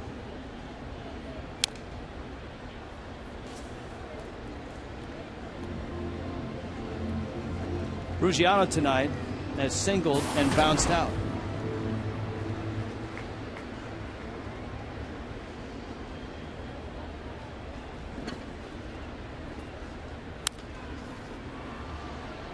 Giannis has had a lot of business his way, and that's when Hudson is really going well, when he's feeding his infield ground balls. Let's check in with Allison Williams. Well, guys, we have all sorts of fun with our email Twitter Tuesdays here on Fox Sports Florida, and it seems that Lomo himself is getting involved with the Twitter fun on Tuesdays. He's doing it trivia style, though. He sent out this graphic saying, what is my all-time favorite movie? Check it out. Trivia Tuesdays with yours truly starts now. First right answer is winner. Game on. And you click the link. The question was, what is his favorite movie? He gave out a couple clues, and sure enough, somebody got it right.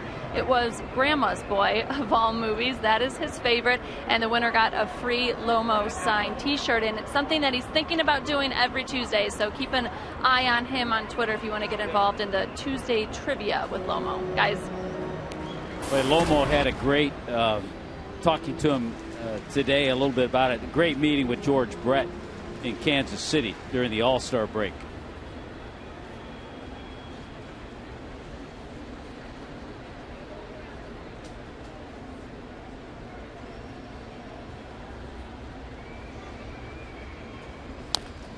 Morrison pulls it foul. And the count is a ball and a strike. Yeah, Morrison finally met George Brett. His idol as a youngster. Never had a chance to meet him. Lomo was back in the Kansas City area for the All-Star break. I think there was some good stuff on the franchise. Episode 3 tomorrow. We'll have a lot more. To left. Prado backs up and hauls it in. And Tim Hudson is absolutely rolling right now. 13 straight for Hudson.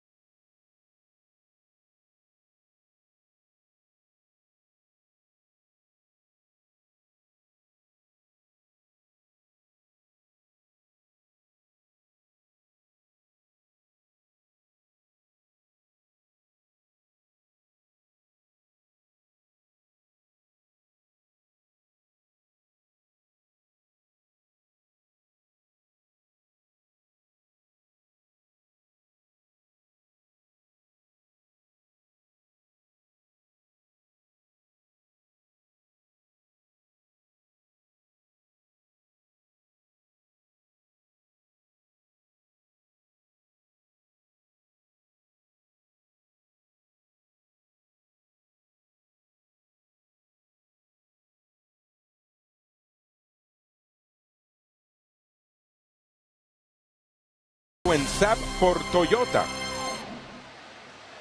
Joining us now, Cookie and Raul. Hi, guys. Rich, Tommy, how are you? Richie, how are you guys doing? Pretty good, pretty good. We've seen a couple of veteran pitchers. Burley's out of the game, but boy, oh boy, Tim Hudson's put it back together. You ain't kidding. You know, he's one of the best in the league, you know, with that sinker and the changeup. And when he gives you 1 or 2 runs, that's just about what you're going to get the rest of the game. And he's done it. Not only that, I'm hitting also. So, great job. 15 in a row, right? He's been outstanding. And Burley wasn't in one of his best nights. You know, his control wasn't there. He was behind the hitters. And 4 bases on ball, which is very unusual for him that early in the game. And that amount of pitches that he threw was just too many. But it's just one of those nights where we're still right in the game. So let's get a couple of runs. And Wade LeBlanc getting to pitch some extended innings here in preparation for his start on Saturday. Well, I think we're seeing a copyright of Burley. Same type of pitcher, you know, good command, the slider, the changeup, around the zone all the time. So the kid has done a good job since I saw him in spring training, what he did when he came up before this time. And he did a great job for me. I like him. He throws strikes. In the air, right center field. Dobbs after it, and he can't get it. And it goes to the wall. Martin Prado is going to get 3 bases. The Marlins right now with Dobbs in right. Greg Dobbs is not an outfielder, and at times it's been a struggle for him. Well, it's the same thing when we had Kearns yesterday in right field. You know, they don't have the range. And this time, you know, with Stanton, if he was playing there and he's healthy, you know, he would have cut that ball without no problem. Ruggiano, when he played right field, would have also cut that ball, but those things happen. Yeah, it's a tough outfield to play if you don't have the range and the speed to catch up with a lot of ball. Yeah, it's a lot of real stay there, you know. And that's not putting the blame on Greg Dobbs. He's in because of his bat. He's in because the Marlins have struggled to score runs. No question. If we were ahead, we'd probably have Peterson now in right field or Ruggiano or vice versa. I was telling Cookie that just like the bullpen, except for some of the anchor spots in the lineup, it's almost like a committee, some of these positions as well. And guys, going back to that trivia question you guys had, as soon as I saw who the answer was, I texted him, Orestes. You know, I get a chance to do some games with him over in Tampa. That's good. Yeah, you told him he was our trivia question tonight. I did, and he was surprised. His response was, thought it'd be Bobby Bonilla. That was my guess. Yeah, he said, that's cool. I'm most proud of leading the inaugural team in home runs and RBIs, also of being the first Cuban-born player for the Fish. And check this out. This was the best part. He said, and oh, yeah, I got to high five. Into right, and the Braves take the lead. It's 4-3. Hayward with a base hit. Prado scores. That's unfortunate, but finishing up this note, he said, yeah, he got to high five one of his idols as a kid every time he rounded third with a big fly as a Marlin. And that would be Cookie Rojas. Yes, sir. All right, guys, have a good show tonight. You too, guys. Have a good one.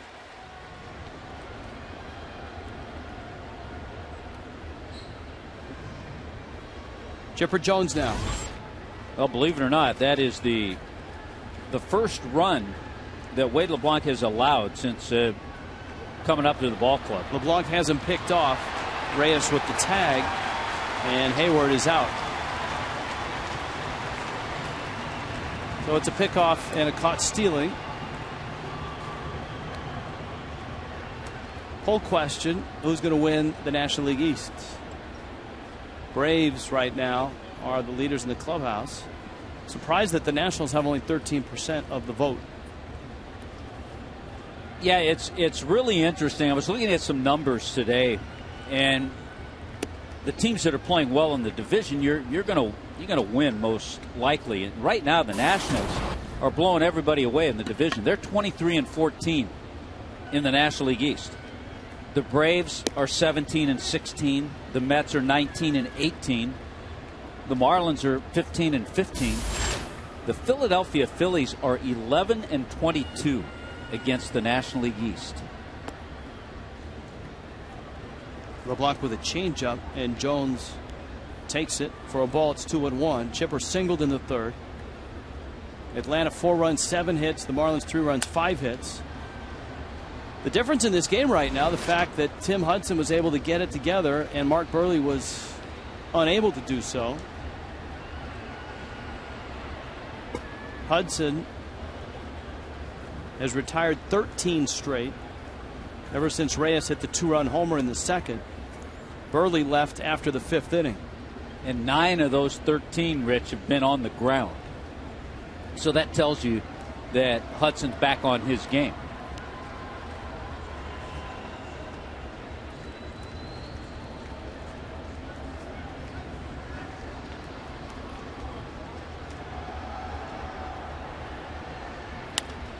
Change up, flipped into center. Ruggiano over, and he makes the catch. 2 outs. Here comes Freddie Freeman. Tomorrow is a Wednesday showdown. It's almost a high noon showdown. That's when we start the telecast. It's brought to you by Kendall Toyota and West Kendall Toyota. It's a 12:40 first pitch.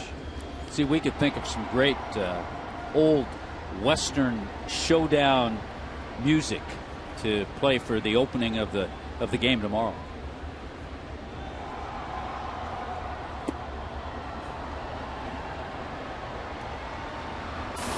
Teal Monster is going to wear his T-Hut is my homeboy shirt tomorrow. So we got that to look forward to, as well as camp day on a 12:40 start. I know Charles tweets, don't trade Hanley. He can be one of the best players in the major leagues. Yes, he can. He just has to have a better attitude.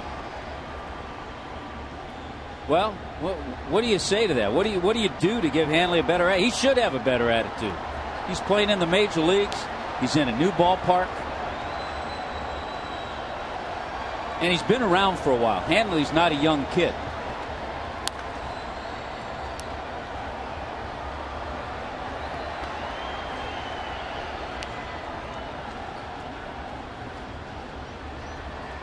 Freddie Freeman with a count 3-1. We appreciate the tweets and the emails tonight. LeBlanc misses outside, and Freeman trots down to first, and here comes Uggla.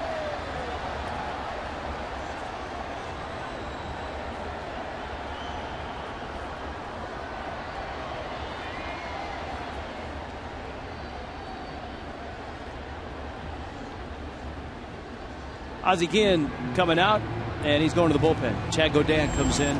4-3 Atlanta.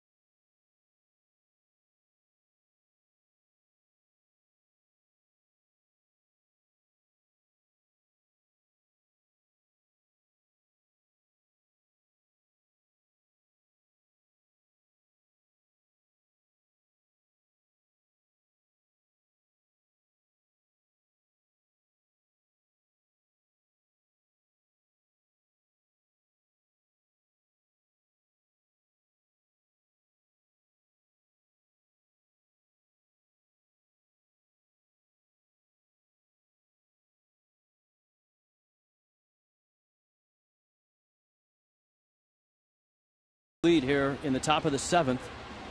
Jose Reyes has extended his hit streak. He did that with a bunt hit, and then he homered. Mark Buehrle, though, just didn't have it. 95 pitches, just 5 innings, 5 hits, 4 walks, 3 runs, 2 of them earned. One of those runs, that unearned run, due to a Hanley Ramirez error on what could have been a double play ground ball. So the Marlins have not been sharp here in all facets. Tim Hudson was not sharp early, but lately he's been dynamite. He's retired 13 straight Marlins at this point. Well, now Chad Godin tries to just tidy things up here in this 7th inning. A couple outs. In order to tidy things up, though, he has to face Dan Uggla.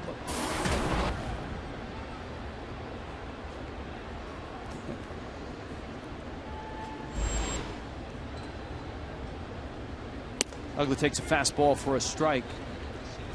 Uggla tonight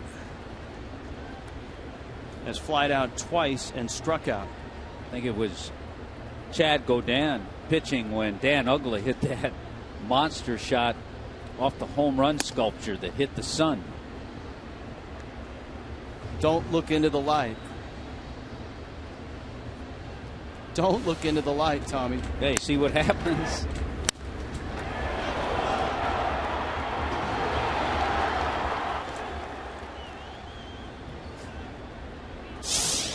Uggla was just putting his stamp of approval on the sun.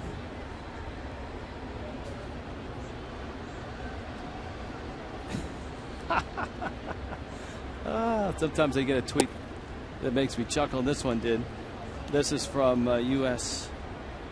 Usurper.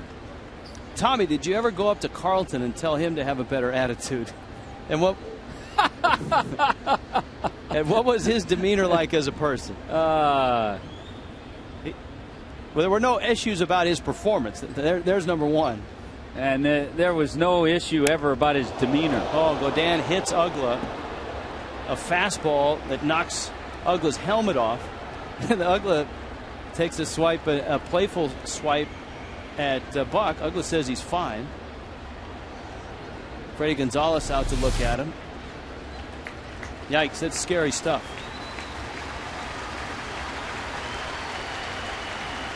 Did it get the helmet or the very top of his back, right above his name?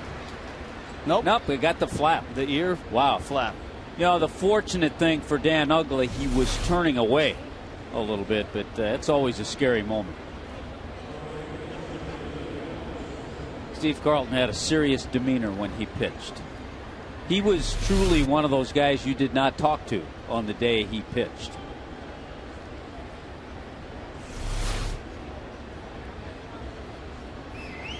Uggla says he's fine. Freeman now in scoring position. Uggla at first. And here's David Ross.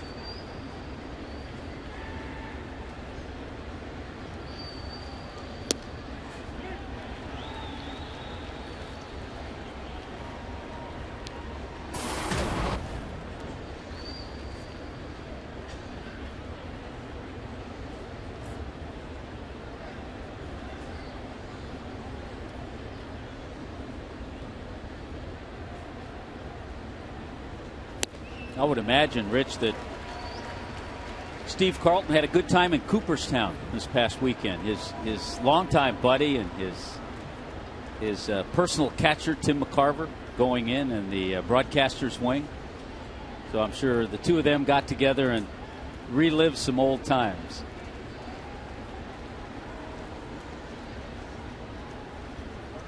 Oh, 2 pitch.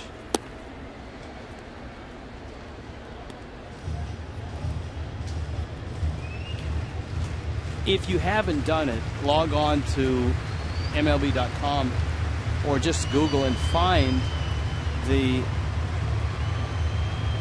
acceptance speech from Ron Santos' widow. Really powerful stuff and just a terrific speech. Godin with a fastball strikes out David Ross.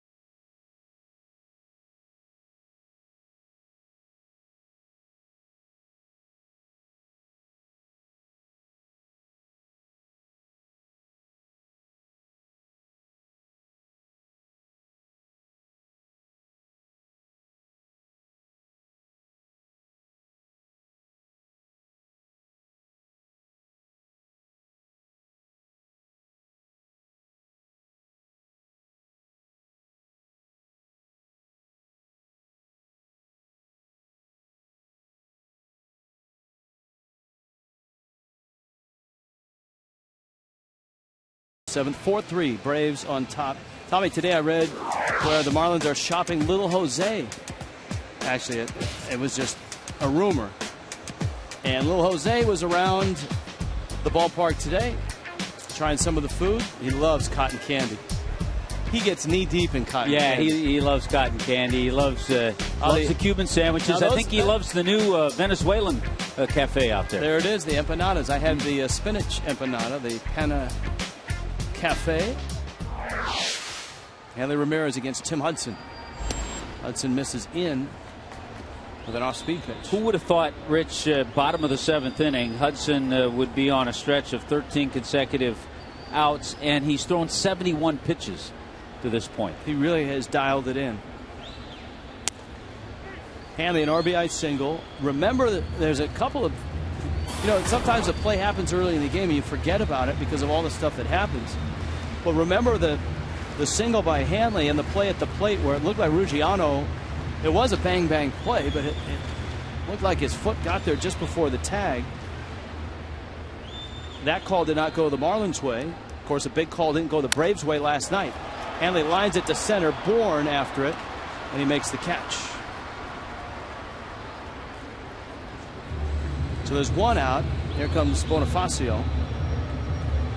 On Saturday, the Marlins take on the Padres. It's a Saturday spectacular at 7:10. Pre-game party on the West Plaza before the game. And it's Venezuelan Heritage Night, so good timing for the new Venezuelan spot in the Taste of Miami. It's all presented by the 50-mile-per-gallon Toyota Prius. After the game, fireworks spectacular. Bonifacio takes in.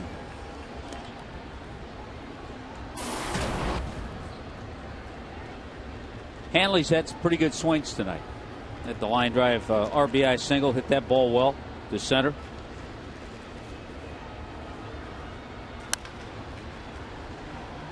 He rolls one out to Ugla, and Dan throws him out. And it just continues now for Hudson. Another ground ball out.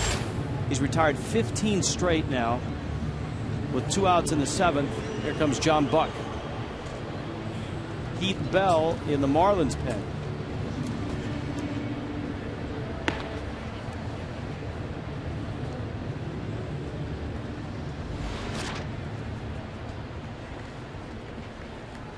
The Phillies are losing at home 6-1 to the Brewers. How about the Cubs beating the Pirates again 5-1? Looks like they're going to win that game in the 9th inning.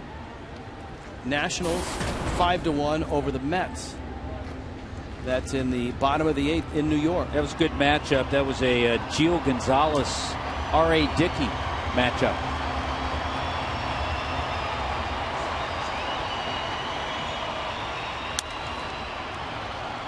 One-0 pitch that Buck fouls off.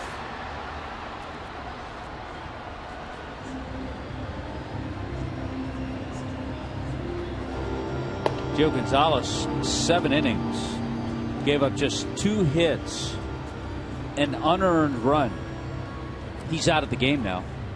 And the Nationals scored 5 runs off Dickey.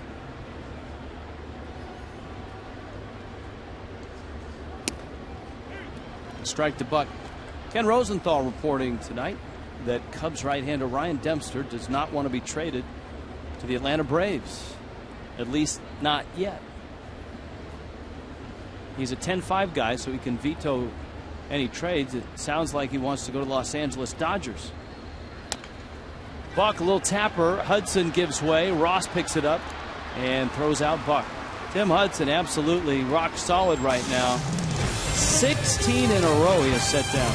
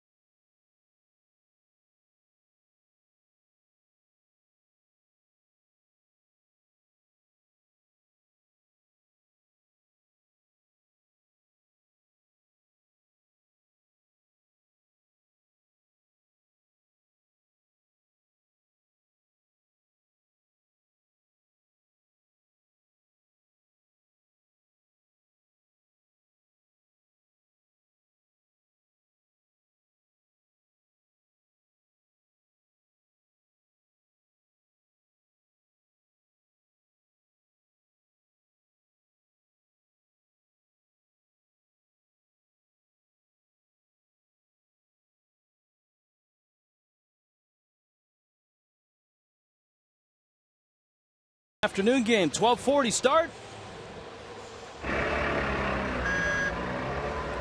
Chevron presents starting pitchers. Tommy Hanson, 10-5. Ricky Nolasco, 8-8, and their ERAs almost identical. Chevron starting pitchers, 12:40 first pitch, 12 o'clock for Marlins Live. No, the last time Ricky faced the Braves, Ricky Nolasco, in Atlanta, he lost that game. And shortly after, the pitcher who beat him, Brandon Beachy, went 9 shutout innings, shut out the Marlins. Well, Beachy, another top pitcher, but on the disabled list for Atlanta, and missed greatly. Brandon Beachy has good stuff.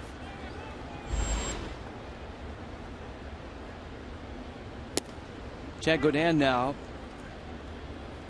fires a fastball for a strike. That would be lurking in the wings. Eric Hinsky. Paul Janisch takes outside. We had a tweet, Rich, from Alex. Alex wants to know what the Marlins need most, good hitters or pitchers. Obviously, Larry Beinfest could have given us his insight, but I would say hitting. With the struggles the offense has had, I would say hitting.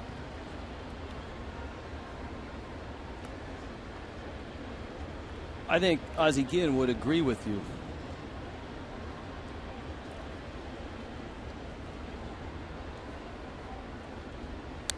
It sounds like Jacob Turner is going to come up after a couple of starts, barring any injury or if he gets shelled or something like that. But it sounds like he'll be here in a couple of weeks. Yeah, it doesn't sound like it's going to take too long.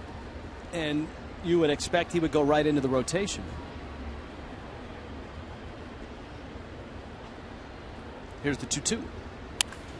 Janisch turns on a breaking ball. Morrison turns, goes back, reaches, and makes the catch. An out here in the 8th.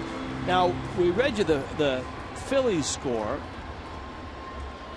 and the Phillies have been all over the baseball websites and newspapers and blogosphere and Twitter, because the Phillies are even further out than the Marlins are, and there are some pieces there, but there's one guy that it almost seems like the Phillies are waiting to sign before they start moving anybody, and that's Cole Hamels. And news out of Philadelphia is there are some obstacles that remain that could prevent the two sides from agreeing on a deal before the trading deadline.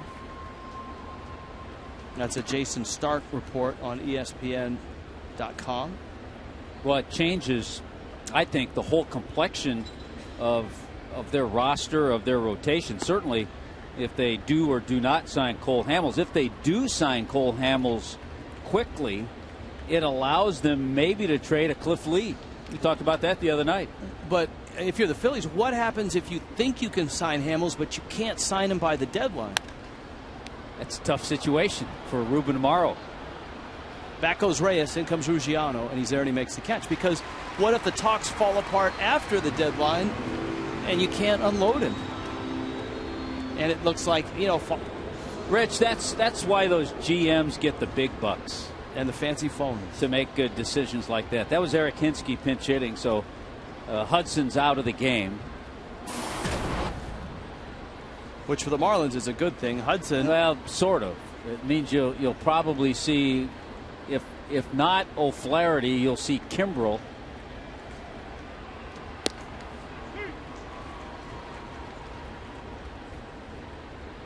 There's O'Flaherty.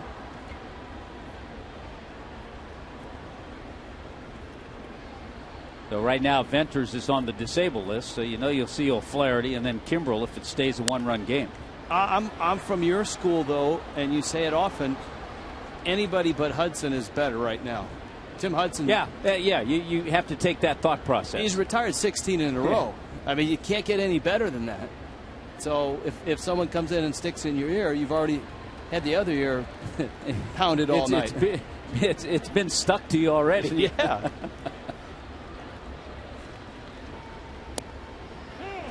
Godin with a backdoor Good breaking job. ball strikes out Michael Bourne. 4-3 Atlanta.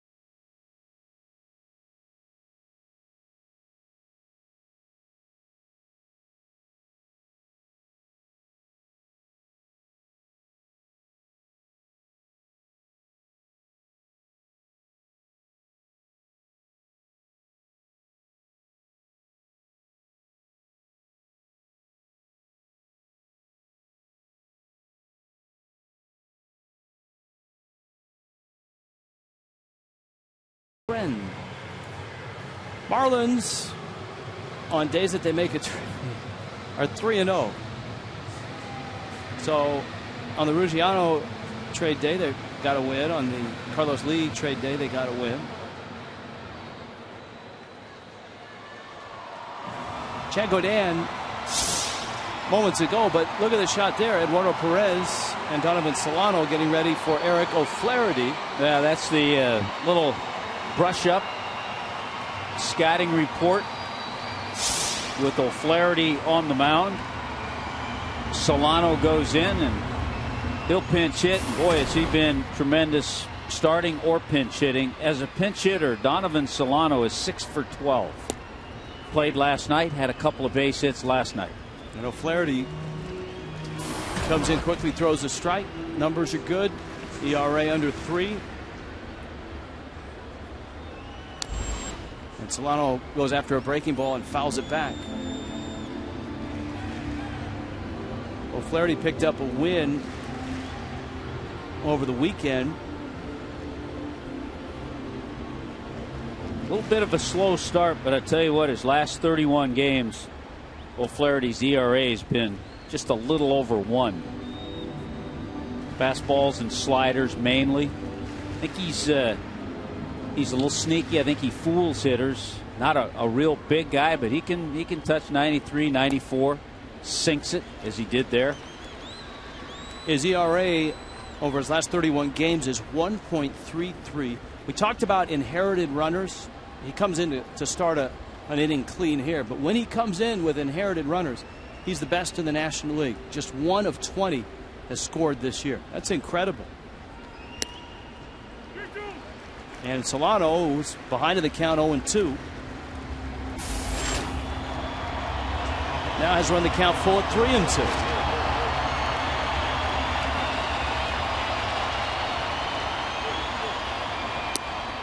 Got him. Ran that fastball away, and Solano tried to pull it. So O'Flaherty gets a strikeout. Warren Henry drive of the game. Jose Reyes with a 2-run homer in the second. That gave Miami a 3-1 lead.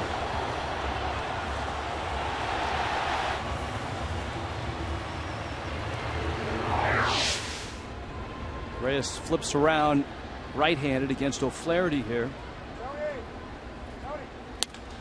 Rolls one up the middle. Ugla collects and a quick release in time. to get Reyes. Boy, and a couple of quick outs by O'Flaherty. You can see how he gets that good two-seamer, good sink to it.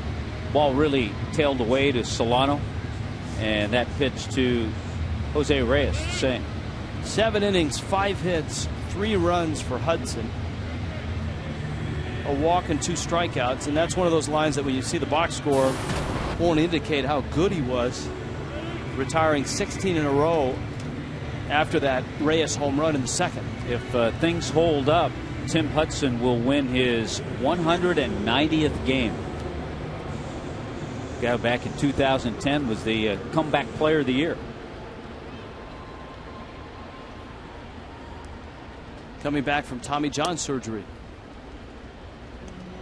Yeah, the year before he had just 7 starts.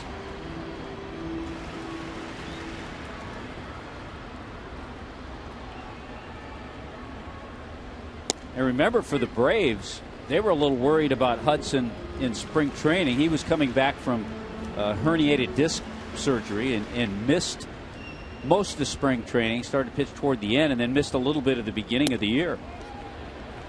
So they're ecstatic to have him back. A strike on Kearns, and it's 1-2. And Freddie Gonzalez and the Braves, a loss last night, moved him to 8 over the 500 mark. 1-2. Kearns fights it off. You talked about Hudson. If he gets the win, 190, he will be only 2 behind Roy Halladay. Halladay is second among active pitchers. Andy Pettit at 243 took over once Jamie Moyer was released. And once Pettit came back. Yes. Liner into left field, a pinch hit for Austin Kearns. Now the pinch hitters continue to do a pretty good job this year. For Austin Kearns, that's pinch hit number 6. 6 for 17. The other thing about Hudson, if he gets a win tonight, he'll go 13-4 in his career against the Marlins.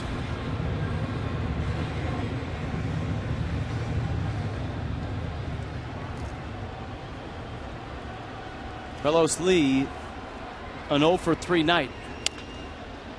Chopper, chipper. Inning over. O'Flaherty works a scoreless 8th. And Miami is down a run to Atlanta.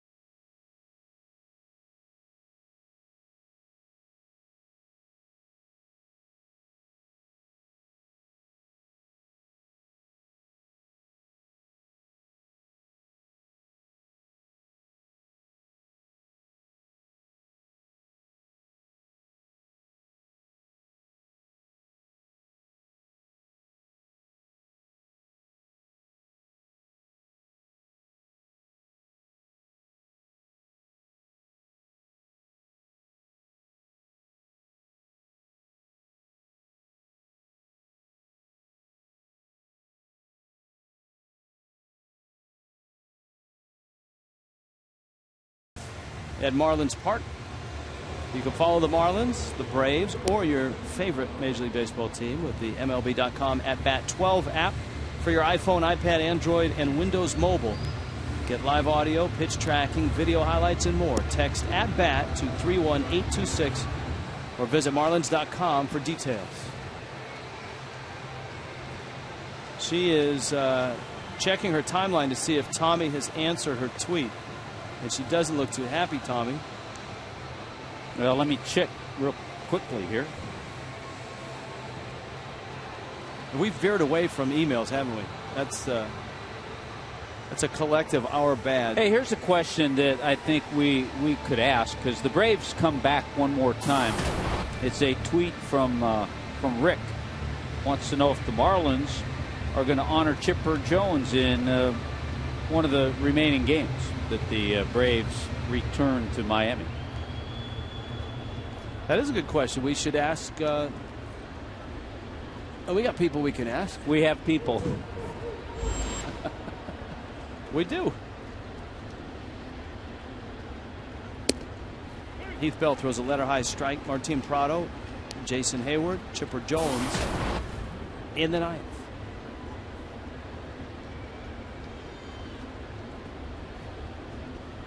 Andy has this tweet.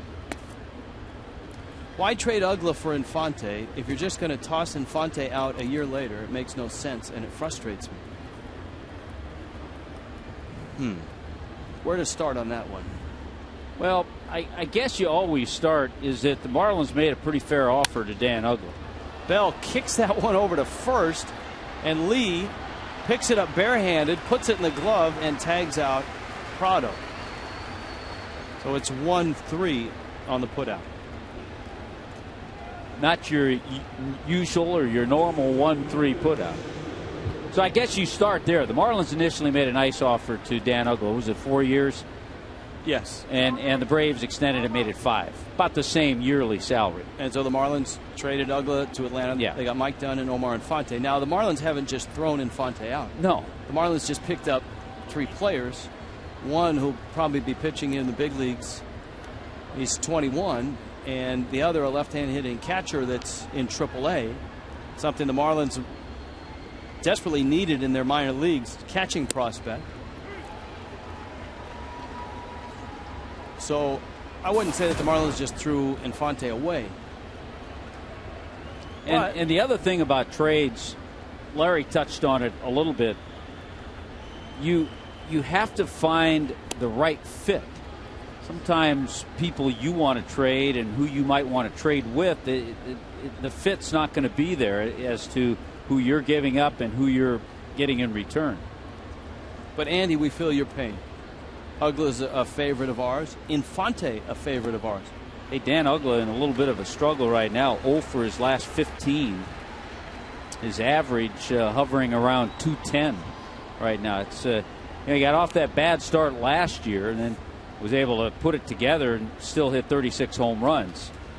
But in a slump right now.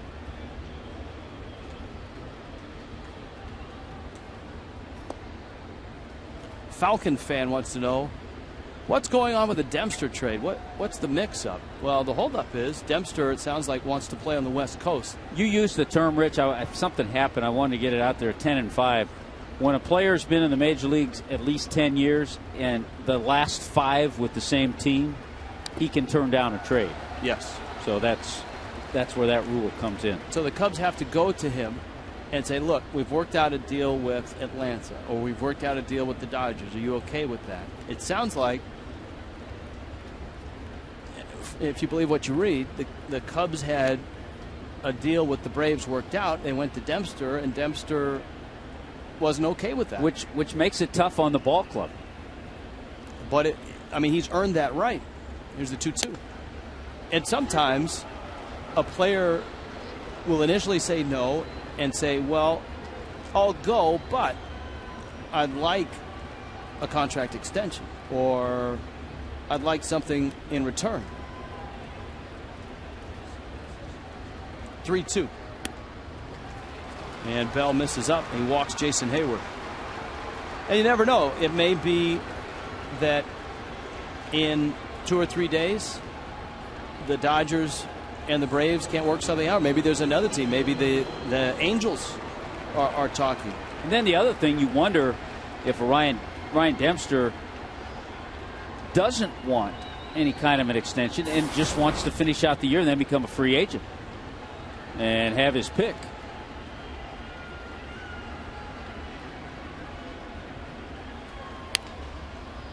Chipper Jones lines one foul, which he could do if he goes to Atlanta or he goes to Los Angeles.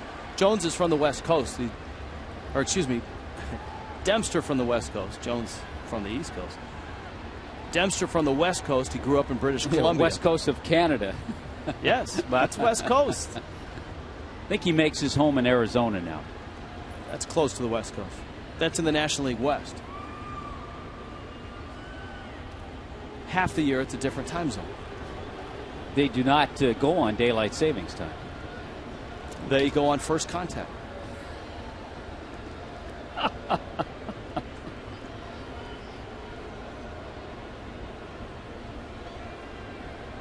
Or possibly first movement. There you go. Back to the mound. Bell fires to short. Reyes. Quick relay up the line. And a catch and tag by Carlos Lee. Marlins are down a run and down to their last 3 outs. The bottom of the ninth in Miami. Atlanta 4-3.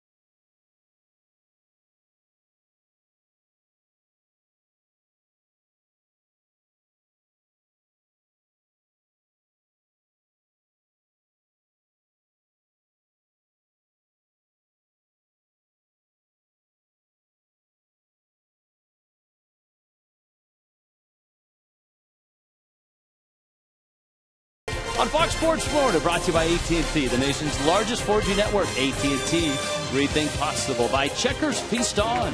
By Infinity, luxury cars that deliver inspired performance. And by 5-Hour Energy. 5-Hour Energy fixes tired fast. Out at the Budweiser bow tie balcony and bar. Tongue-tied in the bottom of the ninth. It's hard to say if you've been there for about 2 hours, too. Craig Kimbrell enters. Kimbrell a 1.42 ERA. He is 28 of 30 in save opportunities. One of the premier closers in the game. Well, you talk about lightning stuff. Craig Kimbrell has that. Not a huge guy, but he can throw 97, 98 miles an hour with a nasty slider. There's the slider, and it misses in. Justin Ruggiano, Logan Morrison, Hanley Ramirez. If anybody reaches, Emilio Bonifacio. Marlins have used Scott Cousins, Donovan Solano, and Austin Kearns already as pinch hitters in this ballgame. Ruggiano fouls it back on the screen. Ball and a strike. Kimbrell's given up just a couple of home runs this year.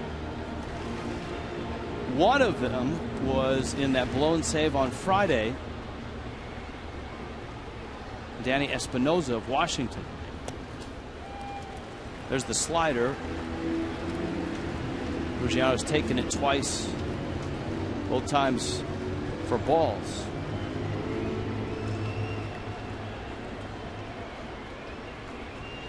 Two-one coming. And he takes another one in the dirt, and it's 3-1. All of a sudden, he's shown early on that he's having a little trouble throwing his slider for a strike.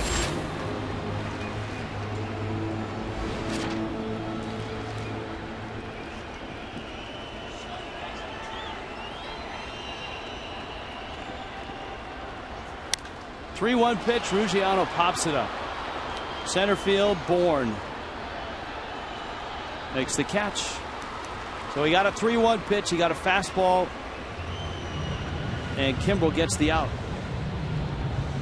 Marlins Live, brought to you by Checkers. After the ball game.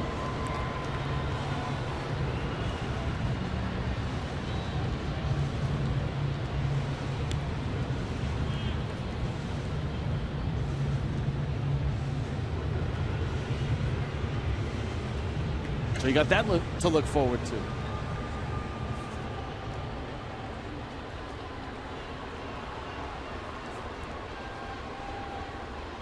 Morrison has walked. And he's 0 for 2. And Kimbrel misses low with a 96-mile-an-hour fastball.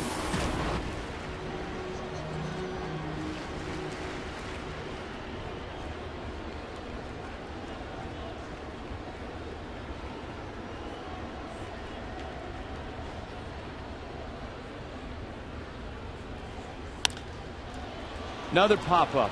Giannis is pointing. Prado is in. And Craig Kimbrel has 2 quick outs here in the ninth. And it's Hanley Ramirez now, who's lined out twice and has an RBI single. You think about some of the little plays that went one way or the other in this one. The play at the plate.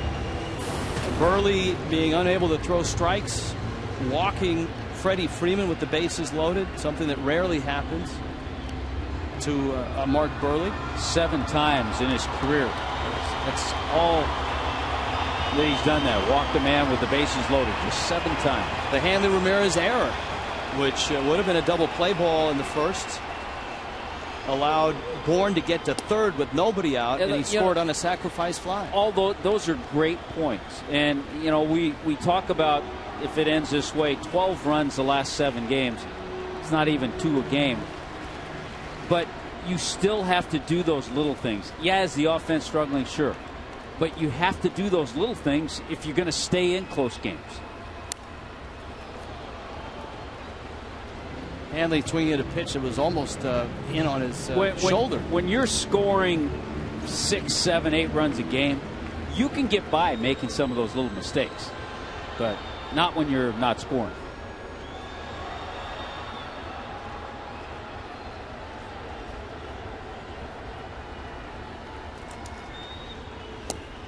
That's a strike at the knees. And that foul ball, that pitch that was up and in, really flipped the at bat. It would have been a 2-0 count. Now it's 1-2.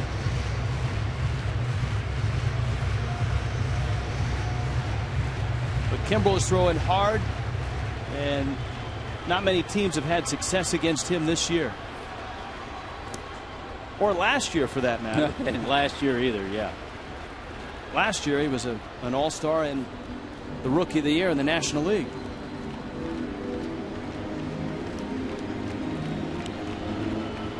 He was an all-star for the 2nd consecutive year this year.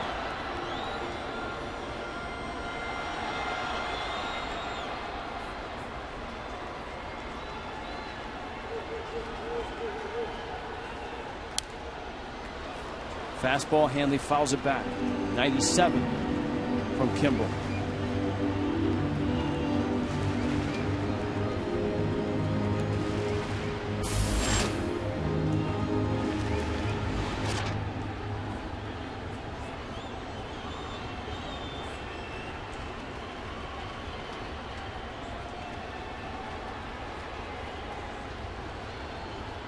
Two-two.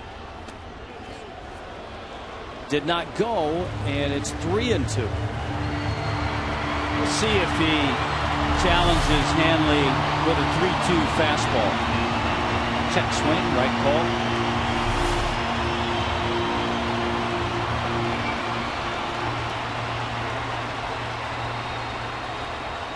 Full count, 2 outs.